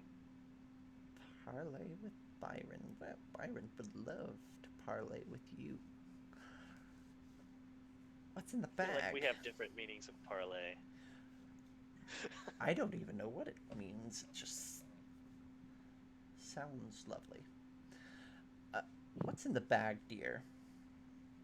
I'm going to look back at it and visibly be uncomfortable and say, I was informed that this was intended to be an offering for Byron. Byron loves offerings. Yeah, by all means, let's take you to Byron. Then you see, I'm thinking to myself, all I'm thinking, I can hear this, and all I'm just like is, be cool, man, be cool. you see that now there are several other creatures appearing in the darkness as they feel comfortable. Maybe safety in numbers, perhaps safety in their own domain, but one reason or another they are now manifesting themselves. And you see several creatures that look like these red imps, and then there are several creatures that looked more insect-like, and but all of them about the same size, very small, smaller than your pseudo dragon in your backpack, who is squirming a little bit uncomfortably hearing these imps talking right outside his door, so to speak. Her door. But the Hodor. whole doors, yeah. Yes. So the imps will escort you to Area 27. Ooh. God, where's that? Yes. Ooh. So if you Yes. if you go to 20, if you go to Area 20 on the map, there is a door just south and west of the letters numbers 20. It's right here, guys, if you see where mine is. Okay. Oh, I see. They'll escort you to that area, and one of them will bang on the door and say, "Lord Byron, we've got some guests," and then he'll shove the door open. And one of them will kind of bow and extend his hand. He'll say, "After you all." Okay. I will do like the typical, like what you would do, I guess, like a little nod or something. And what's the word I'm looking for? Bow, Not curtsy. necessarily not necessarily an appreciation, but like in recognition that they held the door open, like out of almost like at a reflex. Mm-hmm. Sure. It's like, oh yeah, and then So enter. yeah, this room that you're entering is a cacophony of vileness. There has, as you walk in, you guys are welcome to move your miniatures in there, but there is on the far wall of the chamber a red a mask that has been painted red on one side and white on the other that just dominates that entire wall. And then thousands of smaller iterations of this mask have been crudely painted at every angle and on every other surface of this entire place. It's like that red and white checkered tile, only it's masks and it's everywhere. And there is kind of complementing it, there is a large pool on that other end. You can see it there, large pool, and that pool is filled with blood.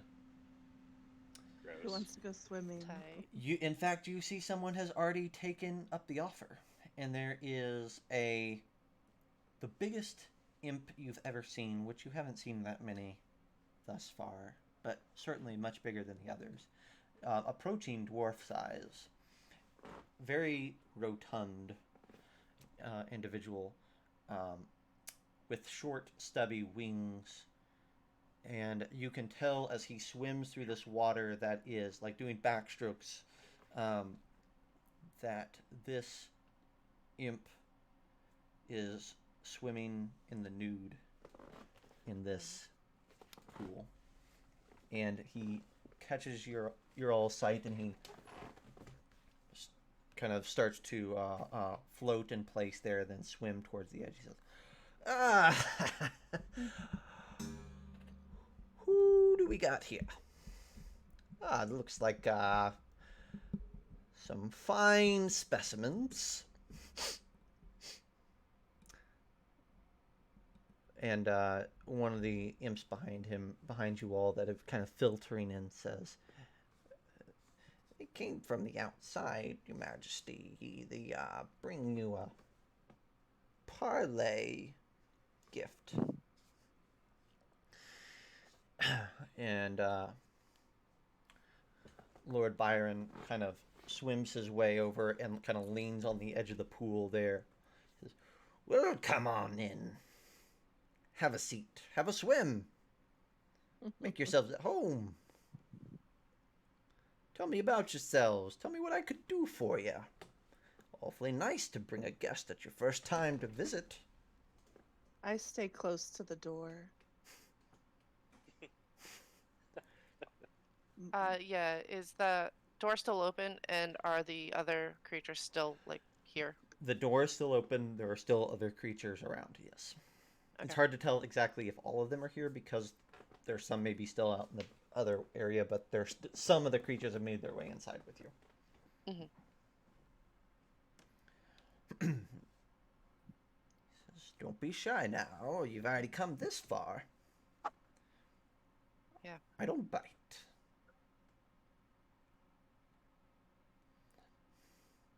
Much. Often. I'm looking at Ode. The Oh wait, we can't hear you. Yeah, I just realized my Okay. mic was muted. Yeah. Which is good, because I was stifling laughter there, because I had a terrible, horrible idea. What is it? What is it? Well, I was gonna say, well, the plan, as I was told, was I was supposed to present this bag by throwing it to the person, but I was gonna say, all right, what I'd like to do is just roll a blank strength save that just gauges how hard I throw this thing. And like, if I just accidentally throw a natural 20, I just fling this thing into the blood pool. I'm Do 100% it. okay with this. Do it, do it, do it, do it, do it. Please. Okay. I was told to present you with this, and He kind of puts his I'll, arms I'll, on the I'll pool. introduce myself first, and then, because I'm surprised at the greeting. It was a lot more welcoming than I expected. I expected like traps and daggers and imps hanging from the ceiling, ready to stab us in the face, and stuff like that. I'm not saying that part. Aw. I'm just like surprised. Yeah. Also surprised by the naked imp, but Yeah, he's kind of has his arms now crossed on the edge of the pool, and his body's kind of floating there, so that like the tips of his toes and the tips of his bum are kind of floating just above the surface of the water. He kind of his cheeks are just breaching the surface. yeah, he wiggles his toes a bit. He's like, "Well, bring it over, unwrap it. All right. Is it I a will- decoration, or is it a dessert?" It's delicious. Here we go. Could we consider this assisted since I'm holding the other end of the pole? Yes, I'm just- absolutely. If you are throwing it. Well, I was gonna take the bag off of the Oh, okay. pole, and then like I said, do a nice, good, solid throw. Like, I'm giving it my best effort to throw this. Okay. Like, I misinterpreted their plan, and I'm just throwing this bag of dwarf. Okay. Like, I'm literally supposed No one to chuck tosses this the guy. dwarf. Yeah. Okay. So I wasn't entirely there for the plan. I was just told, take bag of dwarf, throw it at imp. so go ahead and roll strength athletics check. I've And got a 15.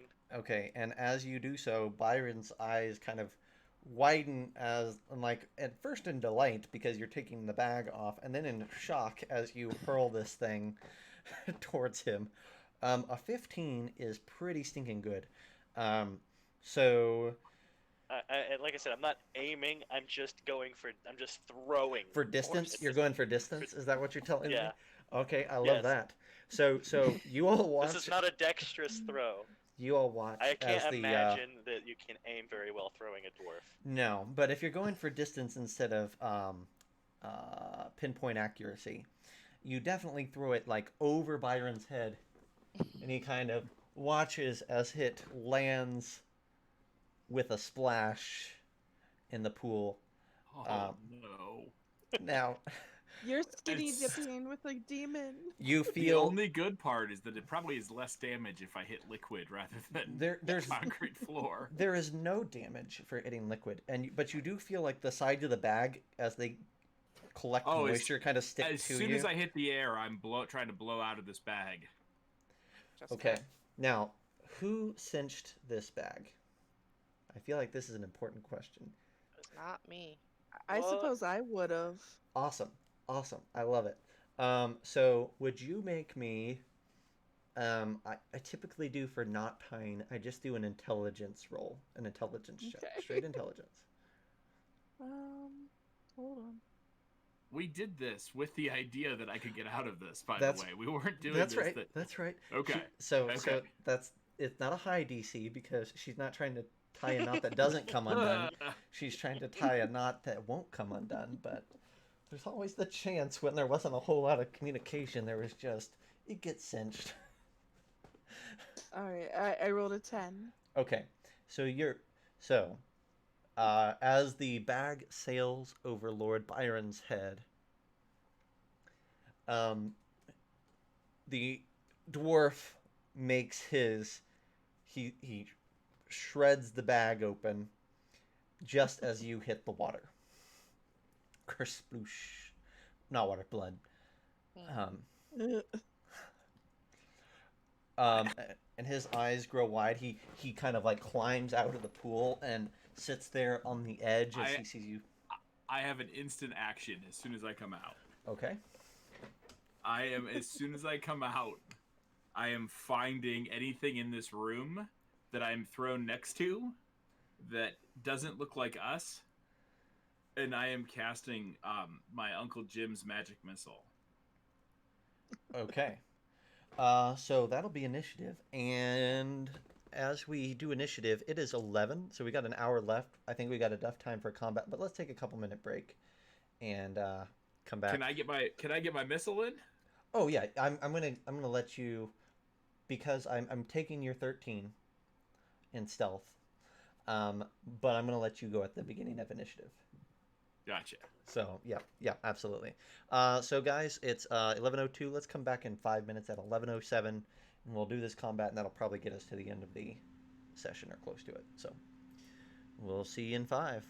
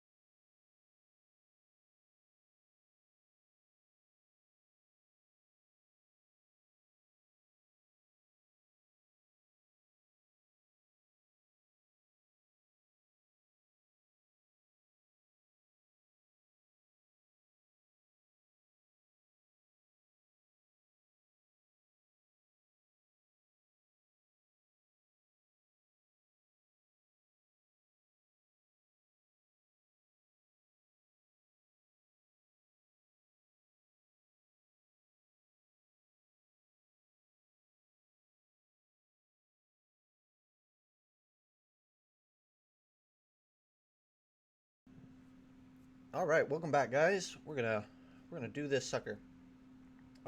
So what I need from everyone here is initiative, except for Cornelius, who I will let, because he willingly had himself thrown into a pool of blood. I'm gonna let him have first initiative.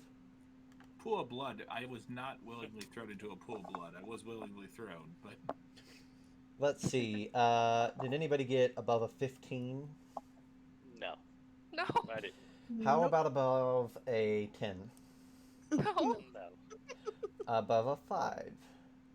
Yes, I got a 9. 9. Oh no, oh, Nine. that's not me. Hold on, I didn't roll. Yeah. I'm the 9. Please roll Okay, there higher. we go. I got an 8. Out. And then out. And then what did this isn't good. Claire get? 3. 3. I just want to put it out there. This is no bueno. Okay. No, not at all. I'm gonna give Cornelius an initiative of 20. And let's see. Let's do some rolls for everybody else. Oh, I'm not gonna lie. I kind of like. I don't know how chat feels or chat would feel, but I kind of like them seeing everything but roll 20. I know that sometimes that's going to be frustrating for them, but I like them seeing how chaotic it is behind this screen. well, one of the things that you could do, you could always drop back to the map. Yes, I If do. roll 20 has been a problem, then we can always drop back to the map. Yeah, and I do have the map for them to be able to see that. It's much better to have an action working and no roll 20 than roll 20 and no stream working. Yeah, and this is a little bit of non-game stuff, folks, but like everything is working perfectly now that roll 20 is down, so that's the issue. Who knows? Yeah, it's been an issue with every single roll 20 game I've tried doing lately because everybody's using it. I'm getting an access code to Vorpal. Is that its name? So we'll see what that's like. But anyhow, let's do this thing. Cornelius. So we're doing this theater of the mind style. So because you were not targeted, you are about 10 feet away from Byron, but you are up, and you're casting magic missile. My uncle Jim's magic missile. All right. Go for it. You create 3 twisting, whirling, hypoallergenic, gluten-free darts of magical force. Each dart targets a creature of your choice that you can see within range. Make a spell attack for each missile. On a hit, the missile deals 2d4 force damage. Okay. Go for I'm it. happy you read all that. Yeah. It's When I do something that's not an everyday spell, I try to. So I'm going to roll all 3 at Lord Byron. awesome. A 19 plus 4 is a 22. Yeah, it's 23. magic missile. It's magic missile, right? So you're just. It's not. It's a roll to hit. What? It's Jim's magic missile. Really? Okay. All right, it hits. So the first one hits. The Uh-huh. second one is 20, a dirty 20, That hits. and then the last one is a 7. No. Because if I roll a 1 on any of those, they all blow up in my face. Awesome. So I hit with 2. Mm-hmm. 3.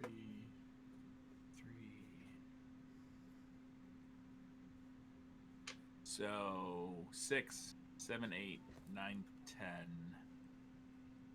11 plus 1 each. So 13 damage. 13 to Byron. All right. So as you unleash hell into Byron, he kind of does a backward somersault from the impact and comes up, but manages to backward somersault onto his feet.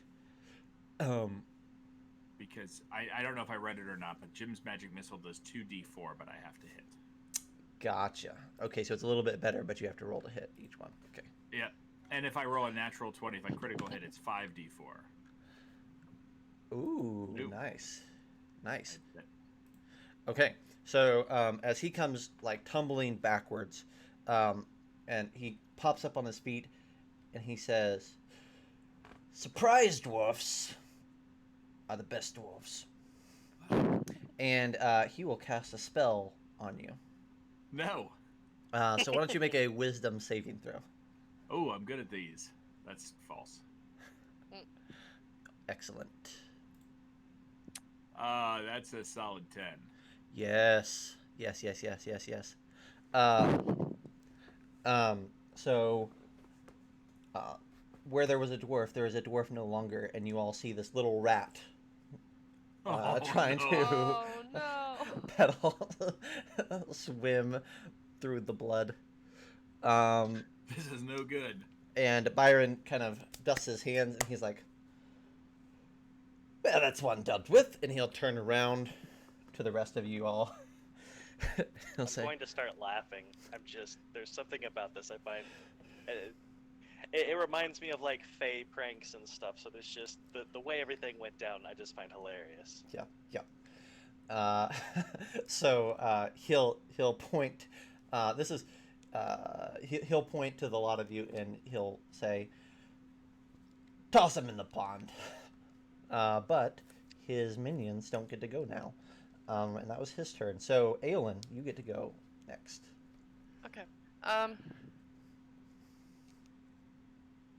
going to use my Blood Curse of the Marked. As a bonus action, you can mark a creature Okay. within 30 feet until the end of my turn. Whenever you deal right damage to the... Oh shit! Can I retract that? Sure. I'm not gonna do that. I'll go 2 short swords. Okay. And I'm gonna just run up to him. You said he was like close to the edge, Mm-hmm. right? Mm-hmm. He's about. Yeah. So I would like to go for the 2 slashes. Okay. Go for it. All right. First one's 21 to hit.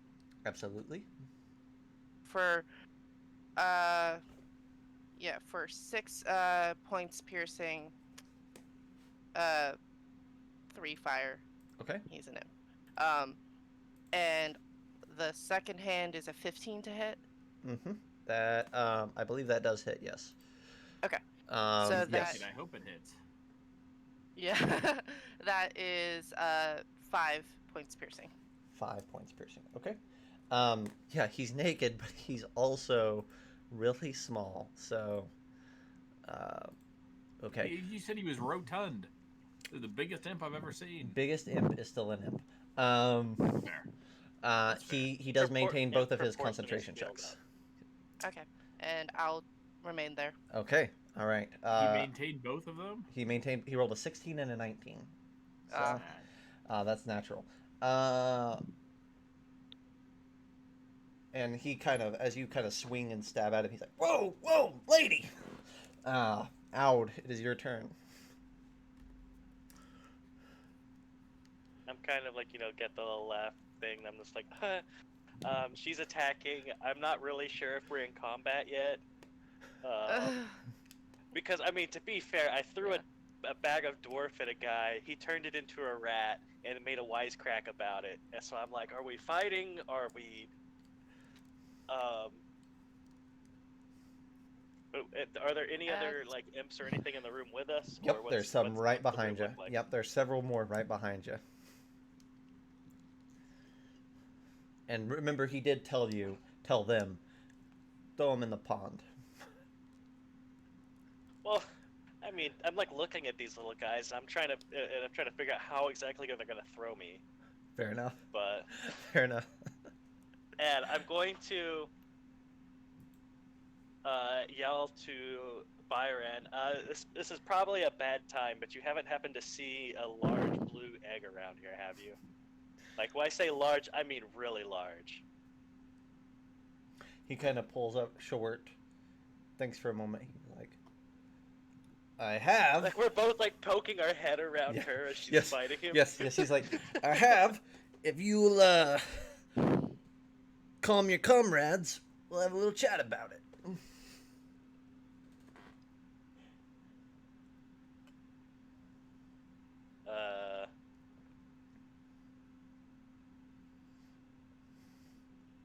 He's lying to you.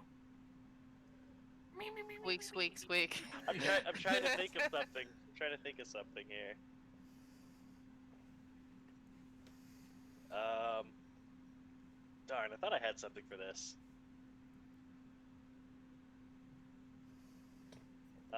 Everyone else is ready to fight, so I guess I'll draw a sword and ready myself. I'll turn to the imps behind us. Okay. Do you want to? You can go ahead and Unless swing if think you we want need to. You can go ahead and swing if you wanted to. Shouting something just a free action sort of a thing. Okay.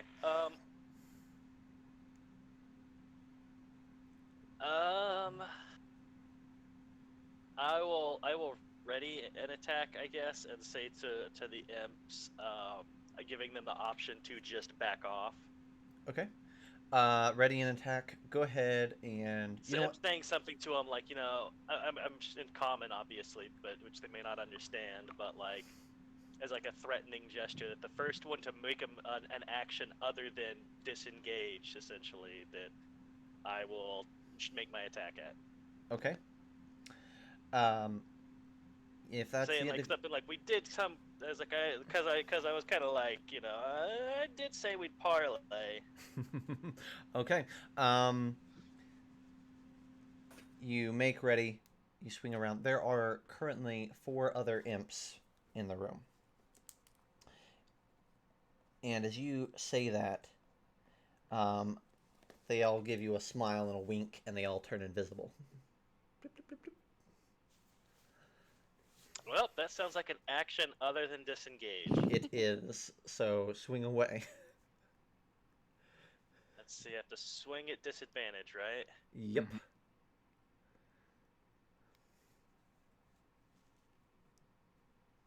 There it is. Did that roll on the other thing? No, it did not. It's just No. rolling over on here. On D&D Beyond. Which, yeah. So click on the at the very Oh, top. the Of, little. There we go. I got it. Did that work? No, it didn't. Oh, so come so on. so so in D&D Beyond, there is There. a. It did roll. Okay, there you go. Something rolled. An 18 and a 23. Yes. So you hit one of these invisible imps For 10 damage. for 10 damage. 5 damage actually, because I'm swinging two-handed. Oh, really? Okay. Yeah. So yeah, you swing out through the air. You even though they just turned invisible, you knew where they were, and so you swing out through the air and you catch one. You feel your blade connect. Let's see if it turns visible. It does. Wow. So as you catch one of them, it becomes visible again, and you feel hot ichor sprayed all over you, and it lets out a screech. Um, it's hard to say where any of the others are because they take a whole turn to turn invisible, but now they can do whatever they want on their next turn. Clara, it is your turn. There is one visible imp, and then there's Lord Byron. You're muted.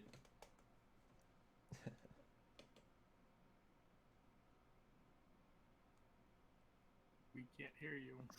It was my microphone. I There had you it go. flipped up. You're good. I'm gonna bless my party. Oh, okay. There you go. Yay. Byron's part of your party, right? No. Oh, okay. My mistake. Innocent mistake. Would you like to move at all, or are you happy where you are? I'm quite content staying over here. Okay. Cornelius, it is your turn again. How far is Lord Byron away from my rat hands? About 15 feet. 10 of which is blood. Yes. I have 20 feet of movement. That probably only gets me to the edge of the blood, right? Yep. That's unfortunate. It's almost like it was planned. Will... How far is this pool off the ground? So it's like a built indoor pool. So there's no raised platform. It's just floor and then crap. pool. I tried jumping off this pool to get out of my rat form. Rats have 1 hit point. Yes. Oh no. I wouldn't know enough to claw myself, though. Yes, intelligence of 2. Yeah. I wouldn't. I will. What is my rat AC here? I just had it up. Rat 5th edition. My AC is 10. I will move 20 feet to the edge of the pool, and I will use a dodge action. Okay, awesome. I love it. To Lord be extra sneaky rat. Yeah. Lord Byron sees the only reasonable member of the party, Owl, to swing into his minions. After giving them fair chance to back off. Yes. So he will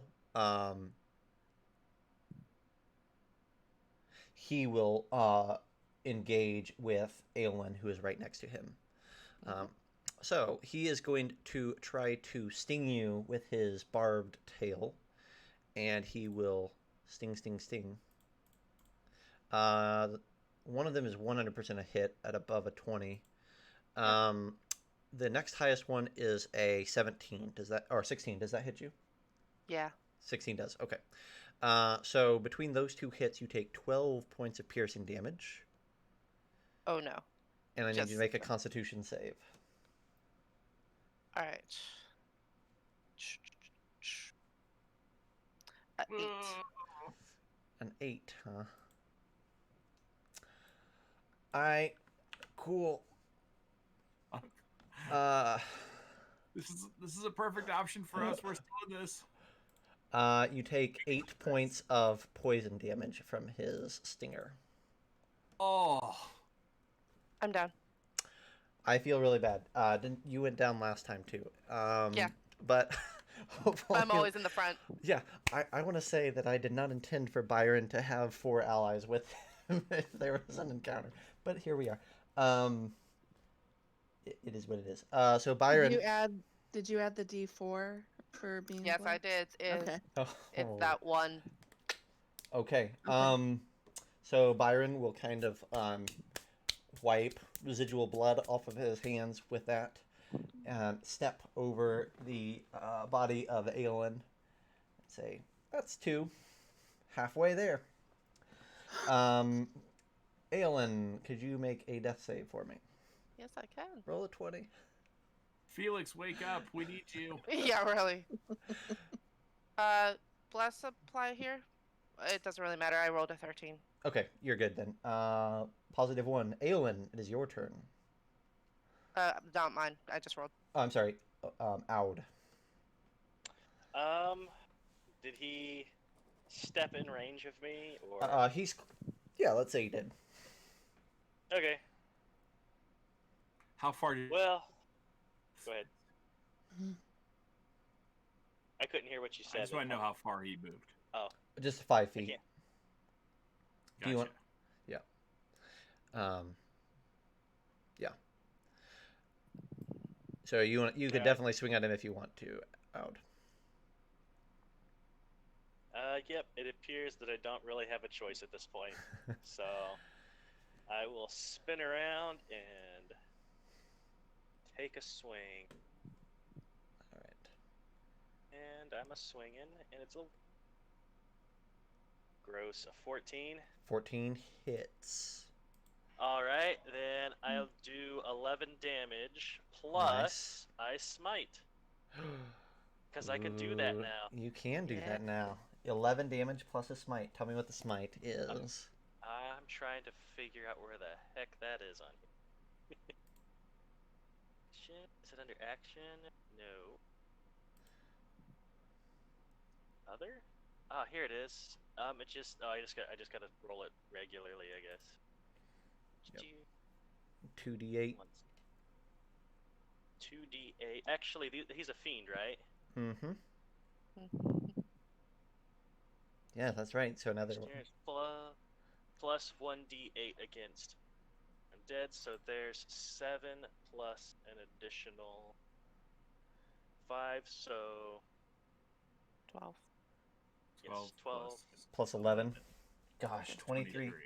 23. So you guys have done 47 points of damage to this guy, and he had 49 hit points. So that was a massive blow. You I just kind of spin around, Hey DM, and you I need to do make a this. concentration check. I will. Yeah. Go ahead, And Alex. while I'm doing this attack, I want to express my frustration about like I thought we were supposed to come parlay, or did I just say that or something? I don't know anymore. This whole thing's been confusing. I was I'm so told to throw a confused. dwarf, He's and now like- he's a rat. He's like, you and me both, buddy. But here we are.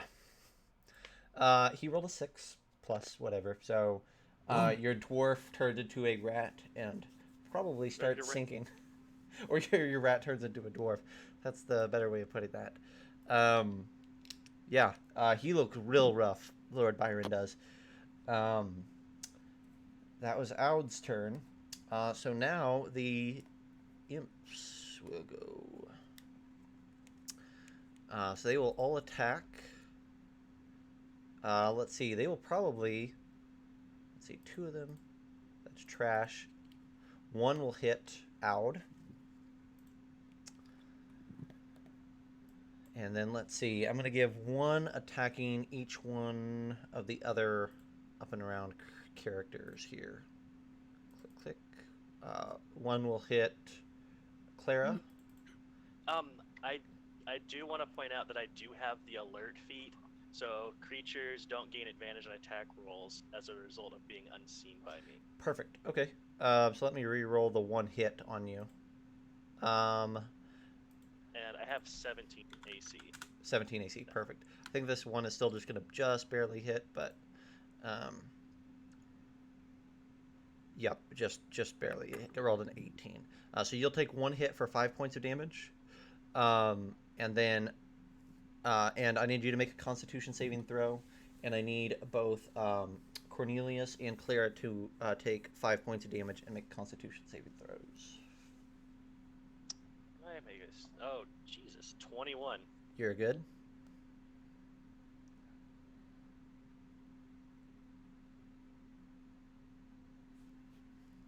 $15. 15. You're good. And Clara.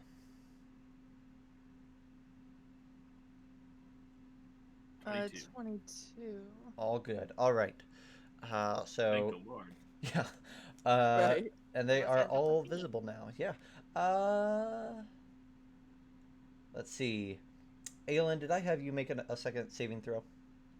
I only have made 1 so Okay. far because I went down Perfect. I think you're. this round. Yep, you'll come around. Yep. Yeah. Clara's turn.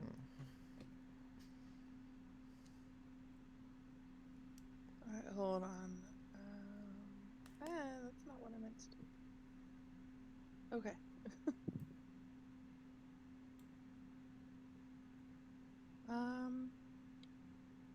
I am going to cast Spare the Dying. On fire. No. One On config. Aeolin. Okay. Yep. That stabilizes her. Anything else you'd like to do on your turn? I mean, Byron's down. Byron is not down. I'm gonna. So I'm spare gonna the. Go ahead. I'm gonna go in the back corner of the room more. Okay. Sounds good. Cornelius, you have 1 imp on you. I have 1 imp on me. Mhm. There are 3 imps, or 4 imps? 4 imps. One of them is Okay. rough, but the other 3 look pretty good. Yes. What is the... Can I make them into a line? Like, you can probably catch 2 in a line if you move. It's going to be difficult to line them up as you are now. Then I will cast... I will say it worked once, we'll try it again, and I'll cast Magic Missile again. Okay. Let's see a 1. I gotta roll on here.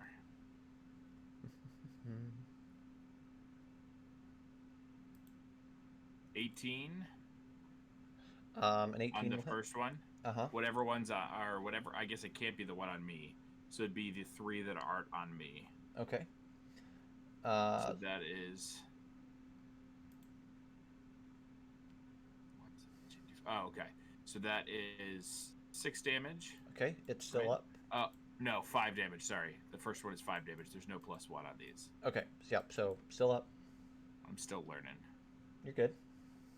The second one is a 13 to hit, Just barely hits. and that's also 5 damage. One of the imps goes down. The third one is a 14 to hit, and that's 7 damage. Okay. Because I am nice, do you want to target one of the injured imps? I would target 1 missile to each of the 3 that weren't on me. Oh, okay. So one of the imps goes down that was on out. So now all 3 of you have imps on you. Because I killed one with my second missile. You said. Yep, you killed the one on out. did. Yep. Okay, and then the third missile that did 7 damage, did that not kill something? Or No. that still is? No. Okay. Yep. Okay. So you I killed. just when you asked that after you already said I killed something, so I did. Yeah. So the first one hit. I assume the first 2 hit the same creature, but that's fine. So since you spread them out, it's all fine. So you killed one. There's 2 that are really rough, and then the one next to you is still fine, and then Byron is still up. Yeah, because I can't attack the one next to me, or else I get disadvantage. That's right. Okay. So I will.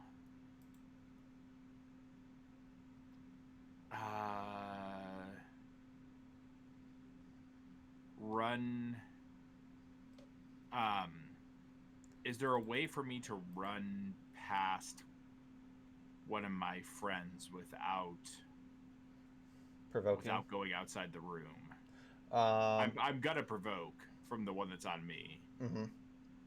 I want to make it so that if I provoke, if he chases me, he provokes going past somebody else. Oh, sure. Yeah, you can get like over by the door, and Okay. yeah. Then That's I fine. will risk the attack right now. Okay. Here we go. That is a 20 to hit. Ah, shiz. 5 points of damage. Yep, that's gonna hit. And a con save for me, please.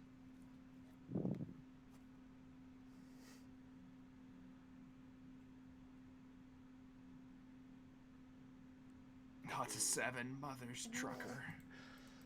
How many hit points do you have? 2. You go down. Oh. Unless you have something as a dwarf that would help with poison damage. I do. I have resistant to poison damage. Okay, so let's just roll just to see. On the off chance.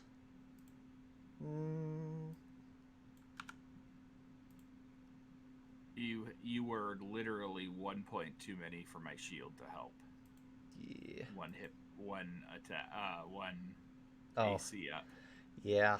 Okay. You take 5 points of poison damage. However, it is 2 points. 2. Yep. So I take just enough to go down. Yep. 0. Son of a bee. Yep. Son of a bee. Yeah. Yeah. AOEs are AOOs at second level are no joke. Yeah, that was my goal, and I figured, I can shield out of this, but guess not. Nope. They have a +5 to hit. They're pretty strong buggers. Okay. We were so close. Byron's at 0 hit points, or basically he's at 2 hit points. He's gonna go invisible. He's gonna take his turn and go invisible. I think that's. Oh man, I thought he was down, or else I would have hit him with another missile. Damn it. Yeah. That's my fault. Yeah. That's my fault. He's gonna go invisible. He was next to Aud. Aud, he is going to move, so you can have an attack of opportunity at disadvantage. Okay.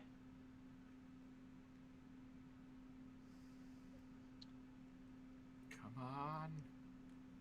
Get him. Here it goes. Attack. Yeah, 8. Oh no, bless. Less. So roll a How do I do d4. that? Oh wait, Added- it won't do enough anyway. Now it's a 10. Yeah. Okay. No, that'll not hit. So you he perhaps ducked, perhaps jumped, perhaps did something to avoid that. Um, Blinked. yes. You can hear his like ragged breathing as he hauls himself away. Though. Um, Aelin, could you make me a death save, please? I'm Or stable. you're stable. So go ahead and make me just a roll to see if you can get that nat 20. All right. Nope. Okay. Aud. You still have one Alright. imp on you. It's rough. Oh, we lost him. Huh? That's all right. He'll come right back. Boom, boom, boom. There he is. So There we go. Like, everything locked up on me there. Okay. So you have one imp on you that is hurt. One imp on me that is hurt, and two others. There's 3 imps alive and him, right? That's right. Think for a moment. What is the best play here?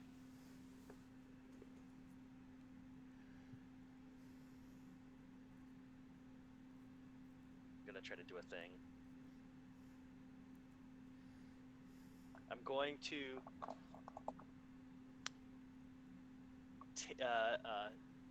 take a attack ready stance, but I'm not actually readying an attack. It's part of the complete set here. Using my divine sense, I would like to try to intimidate Okay. Byron, because I'm gonna close my eyes and tell him exactly where he is, Okay. and I'm going to tell him that if he thinks his little parlor tricks are going to keep him safe, Ooh. then by all means keep. Because I figure by closing my eyes and then now I'm telling him exactly where he is, that should my plan is to try to unsettle him, because clearly we're outnumbered here. Yeah. Okay. I like this plan. I think it has weight because if you just try to intimidate him, it's hard to do that in the middle of a combat. But you're adding a little bit of tact to it, and you're expending a resource in divine sense. So Yeah, and I just hit him for almost 30 points of damage in one attack. yes, that's true. And you're still doing all Yeah. right health wise, right? Oh yeah. Okay. Then I would like for you to make an intimidation roll. Yeah. Of course, I'm recommending he call off his minions. Yeah. Yeah. All that. Oh, how bad is this? 5. All right. You hear him say, call out from around the room. You know where he is, so you hear him Yeah. say,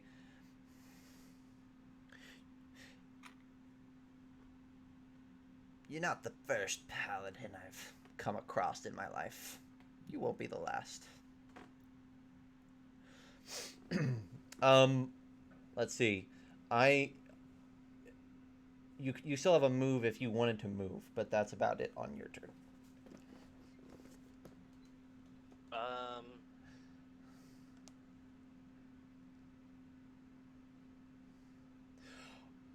I mean, You're good? Okay. yeah, I guess that's all I'm gonna do there. Okay. I'm At gonna this- try to maintain my composure. Is basically what it is. Like Mm-hmm.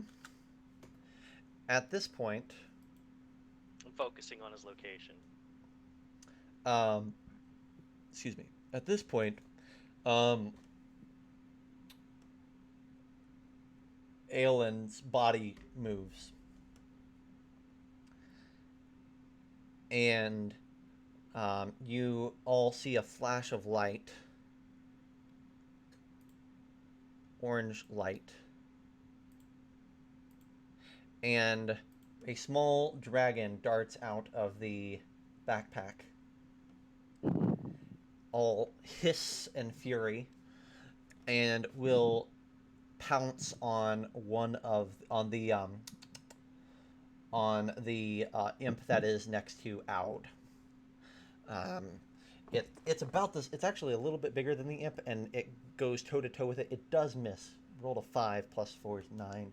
But Citrine is joining the fight and is very, very desperate. Um, so we'll give you an ally there. Speaking of which, it is the imp's turn. There's 3 left. Let's see. They're going to attack. So here's one on you. That's an 8 out. That's going to miss. Let's see. Clara, one on you. That is going to be a 15 to hit. It hits. Oh, it does. Okay. That's 5 points of damage and a constitution save. And one's going to attack Citrine. It's going to hit 5 points of damage. Constitution save. Sweet. Okay. Citrine looks rough. She takes a nasty sting, and you see part of her orange skin tone turn a sickly green. But she's still up. That was the imp's turn. Clara, it is your turn. All right. Cornelius, you're down, right? I am. All I right, haven't I'm failed gonna- anything. I haven't failed anything though yet. I'm not gonna give you the chance. Spare the dying, Cornelius. Okay. Cornelius, you are stabilized. You have to be staying where you are. Clara? Yeah. Spare the Dying's a cantrip. If you have, I think it would be like Spiritual Weapon or Healing Word would be the bonus action spells that you could cast if you wanted to, if you had those. Oh. Yeah, of course then. Of course, they take a spell slot, but that's up to you. But Right. if you cast a cantrip, you can cast a bonus action spell in addition to that. I'll do.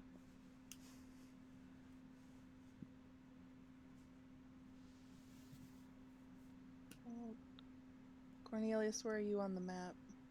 I'm close enough that you could get to me because I ran towards you, guys. I ran towards the door, I think is what Zach said. Yep. You're all right on that little landing, so it's all close quarters stuff at Okay. this point.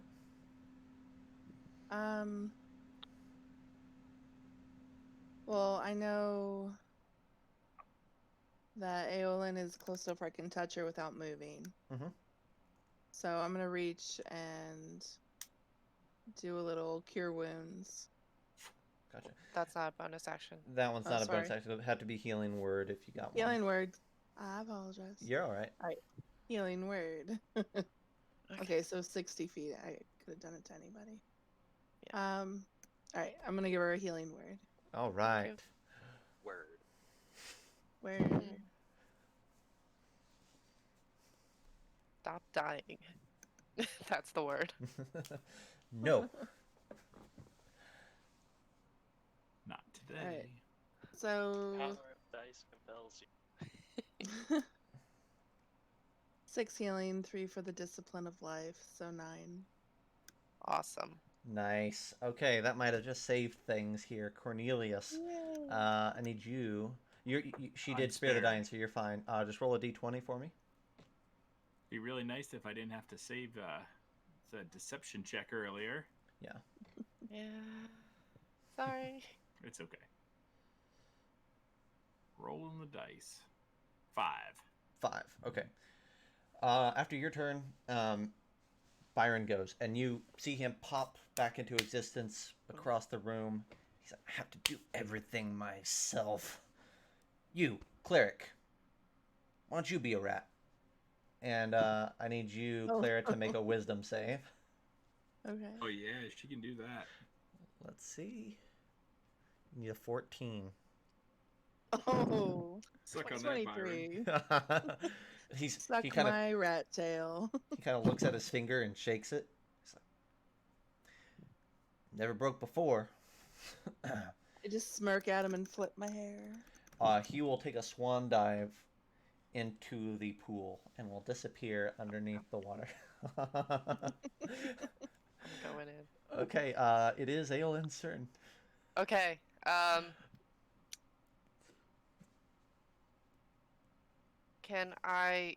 Would it be an action to look in the pool and try to pick him out? Let's see. I like perception checks just being perception checks. So go ahead. It's not going to take your action to see if you can spot him. All right. 17. 17. So you can't obviously see like his crystal clear form, but you get a general sense for where he is in the pool. Yes. Sure. So, is it like farther from the edge that I would have to step in? You would have to jump in. All right, I'm going in. Okay. Yeah, I'll go to like generally where I suspect he is, and I'll take my 2 short swords. Okay. I'm just gonna because you rolled well. I think through this you're close. I'm just gonna bump his AC a little bit, but I'm not gonna have you roll with advantage or disadvantage. Okay. So Gotcha. yeah. It's like he has partial cover. Sounds good. That's a 14 to hit, That hits. and that's 8 points of damage. Okay. So you go noodling for imp lords, and you stab something soft, and when you raise it up, you've speared yourself a Lord Byron, and he's kind of clutching at his chest there where you got him hooked, and he's like,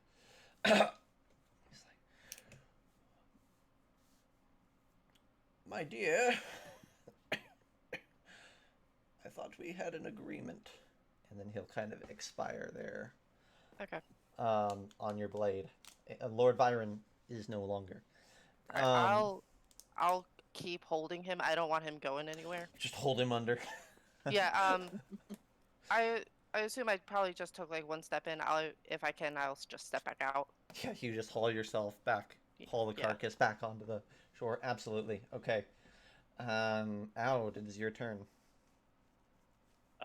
Well, I was like locked onto him, and I had a cool one-liner planned about him diving into the water and be like, well, I still know exactly where you are. And then jump in and spearing him with my sword, but I guess... I feel like you'd say that anyway. I'll just jump in anyway, yeah! It's simultaneous. Splish, splash, it's a bloodbath, I don't know. Where's your rubber ducky? I gained negative inspiration for that. Yeah. On the Drifter's Atlas, dad jokes are always appreciated. Yeah. I will take a whack at the nearest imp then. Okay. Still doing it, try to be cool with my eyes closed since my divine sense is still working until the end of this turn. Okay. Let's do it. Just trying to make it cool. I'm quite shocked you guys might survive. I'm gonna be honest. 14. 14 hits. Alright, 5 points of damage. Another one goes down. Only 1 left. There's 2 left. Oh, man. There's 2 left. Yep. All right. Aud, it is now the other imp's turn. You hear like the other creatures that were in the outer area just scatter. Like when they hear Byron expire, they make like a tree and leaf. Yes, more dad jokes. But these other 2 are kind of in it for the long haul at this point. Perhaps they think they can be Byron's heir. So they are going to swing. Let's see. They don't like this cleric that's giving all sorts of healing everywhere. So they're both gonna try to skewer the cleric. So that is a 20 to hit, and that is a natural 1. Hits. Okay, so 5 points of damage, cleric. Okay. And then a Constitution save.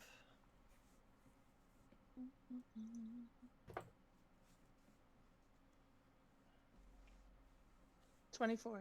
Okay. At You're 20. doing good. Doing good. You do take 3 points of damage from the poison. The poking. Yep. So as a dwarf, that would Well- be 1 point of damage. Yeah. Yep. And that is their turn. That was disappointing. Clara, it is your turn.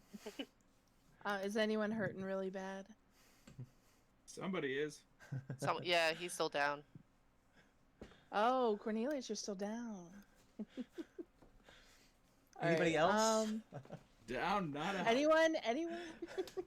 I don't hear you. You need to say something if you need my help. I mean, I am, but I'm not that selfish.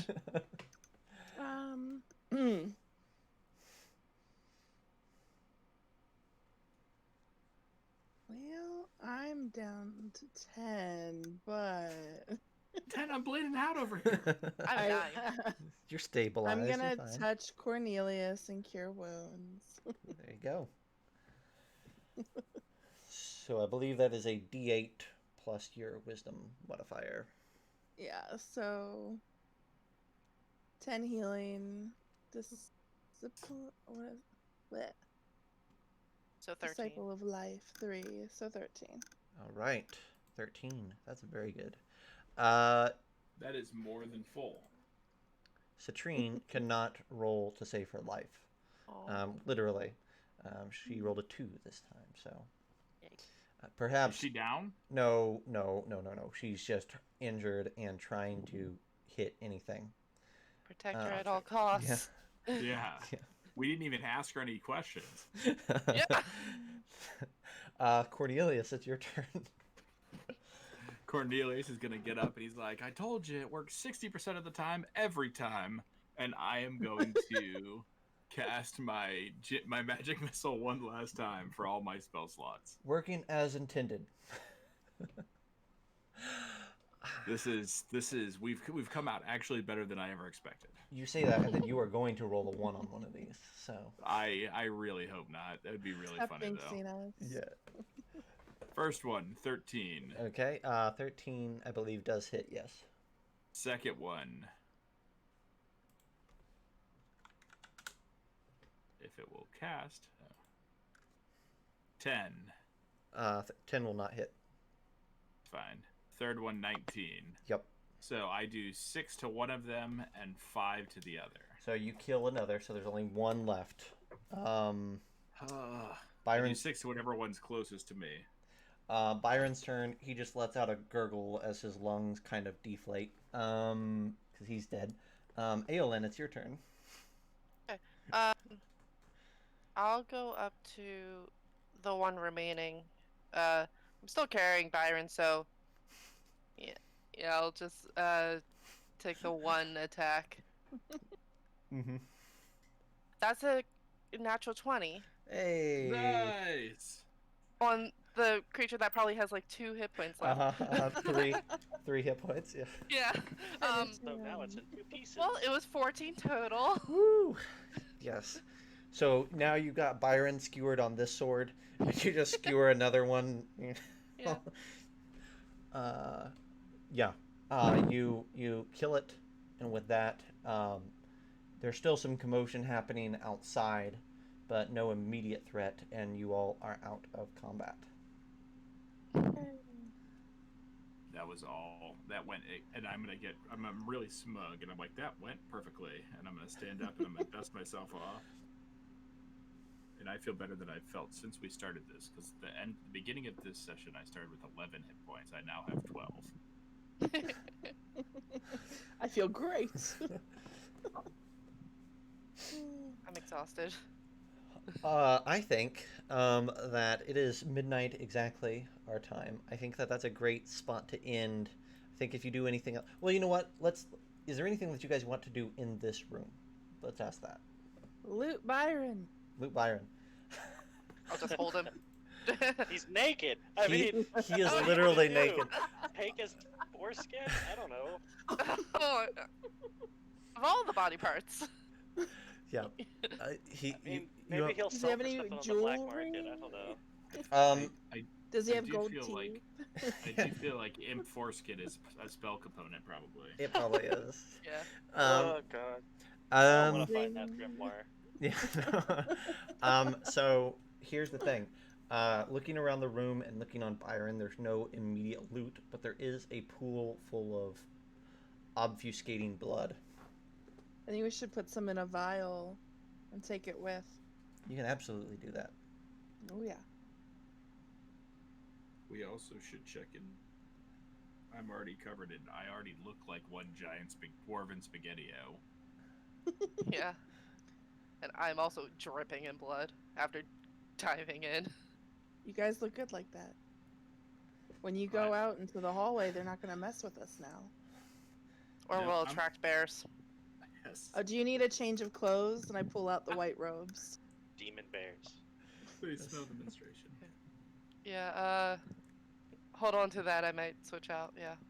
Okay. Oh, I got him here safe when you're ready. I've got the thaumaturgy too, and I can, or not thaumaturgy, prestidigitation. I can clean you up. That would be lovely. So, which we want? I'm gonna suggest that we play rock paper scissors or Rochambeau as it is called to see who has to go back into the pool. Not it. Well, I'll do it. okay. She's a blood hunter. She's literally used to stabbing and I'm herself. very good at finding things. Ooh, okay. She says before rolling really badly. Let's see you're really good at finding things. Could you roll me an investigation check if you're going to go diving in this blood pool? Yep. Hold on. Before you do that, what was the word that you used to describe the blood pool? Did you say obfuscated? I think so. Yeah. Hopefully, I don't know. Because I was like, wait a minute, what kind of pool No. of blood is this? No. I'm looking for the word that's more eloquent for obscure. Help me out. You're right. Is it? Okay. Obfuscating is more like illusionary. Yeah. No.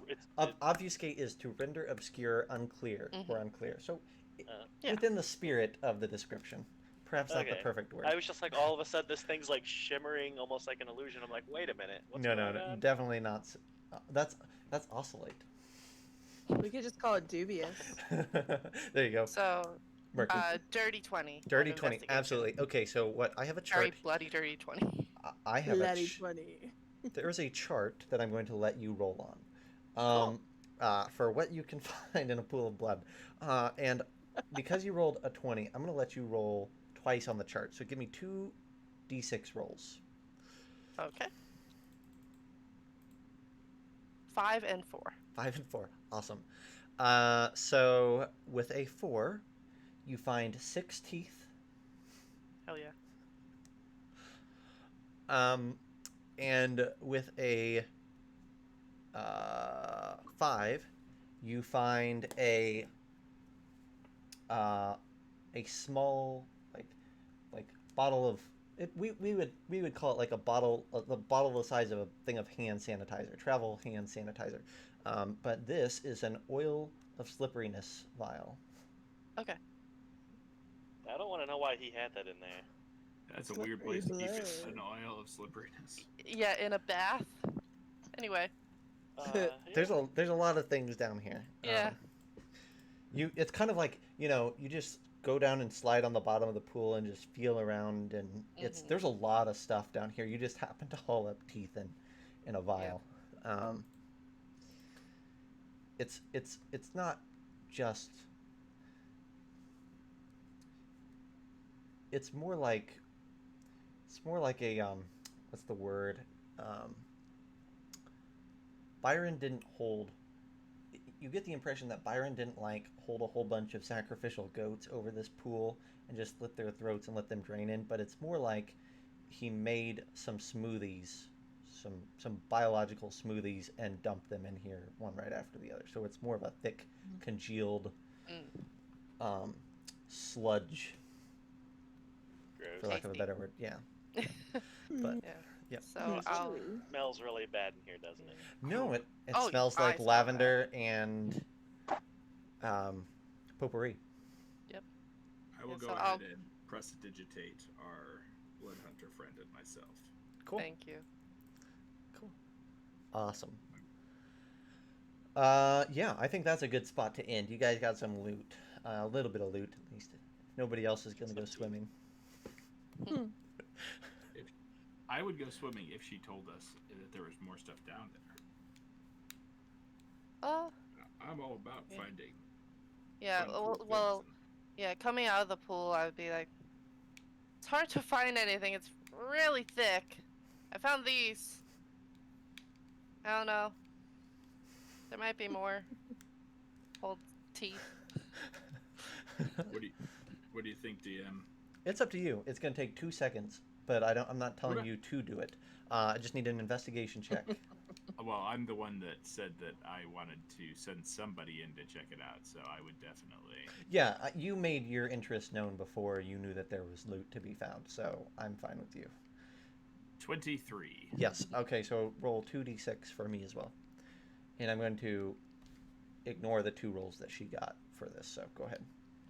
3 and 5. 3 and 5. Okay, so we're going to shift Boom. the 5 over. Or yeah, go ahead and re-roll that. I think that's the better way of doing it.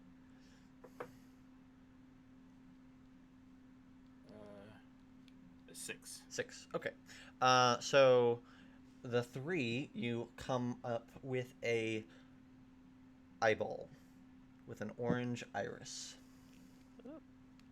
Cool. With a 6, you haul up this massive. You find your hands gripping this massive iron thing, and it takes. I mean, you're not a stout dwarf, so it Nope, takes a little bit of we hauling. figured that out today. Exactly. You kind of set it up on the edge of the pool. Finally, this is a brazier of commanding fire elementals. Yo. Yes. You might want to watch it first. Nope, don't care. Never. So Okay, so that's more appropriate loot for the encounter that almost killed you guys. yeah, that was super Fine. sketchy when Tyler wasn't here. Yeah. Oh yeah. Okay. Well, hey, I feel like that's a good place to end it. We'll get our linguist back for the next session.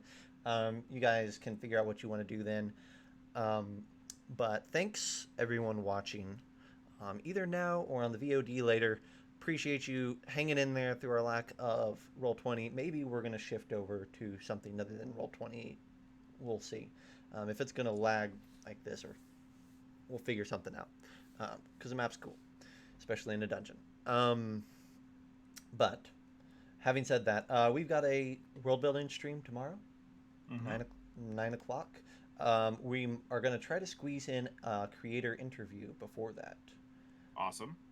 With David Barentine talking about his Kickstarter. So check out those 2 things.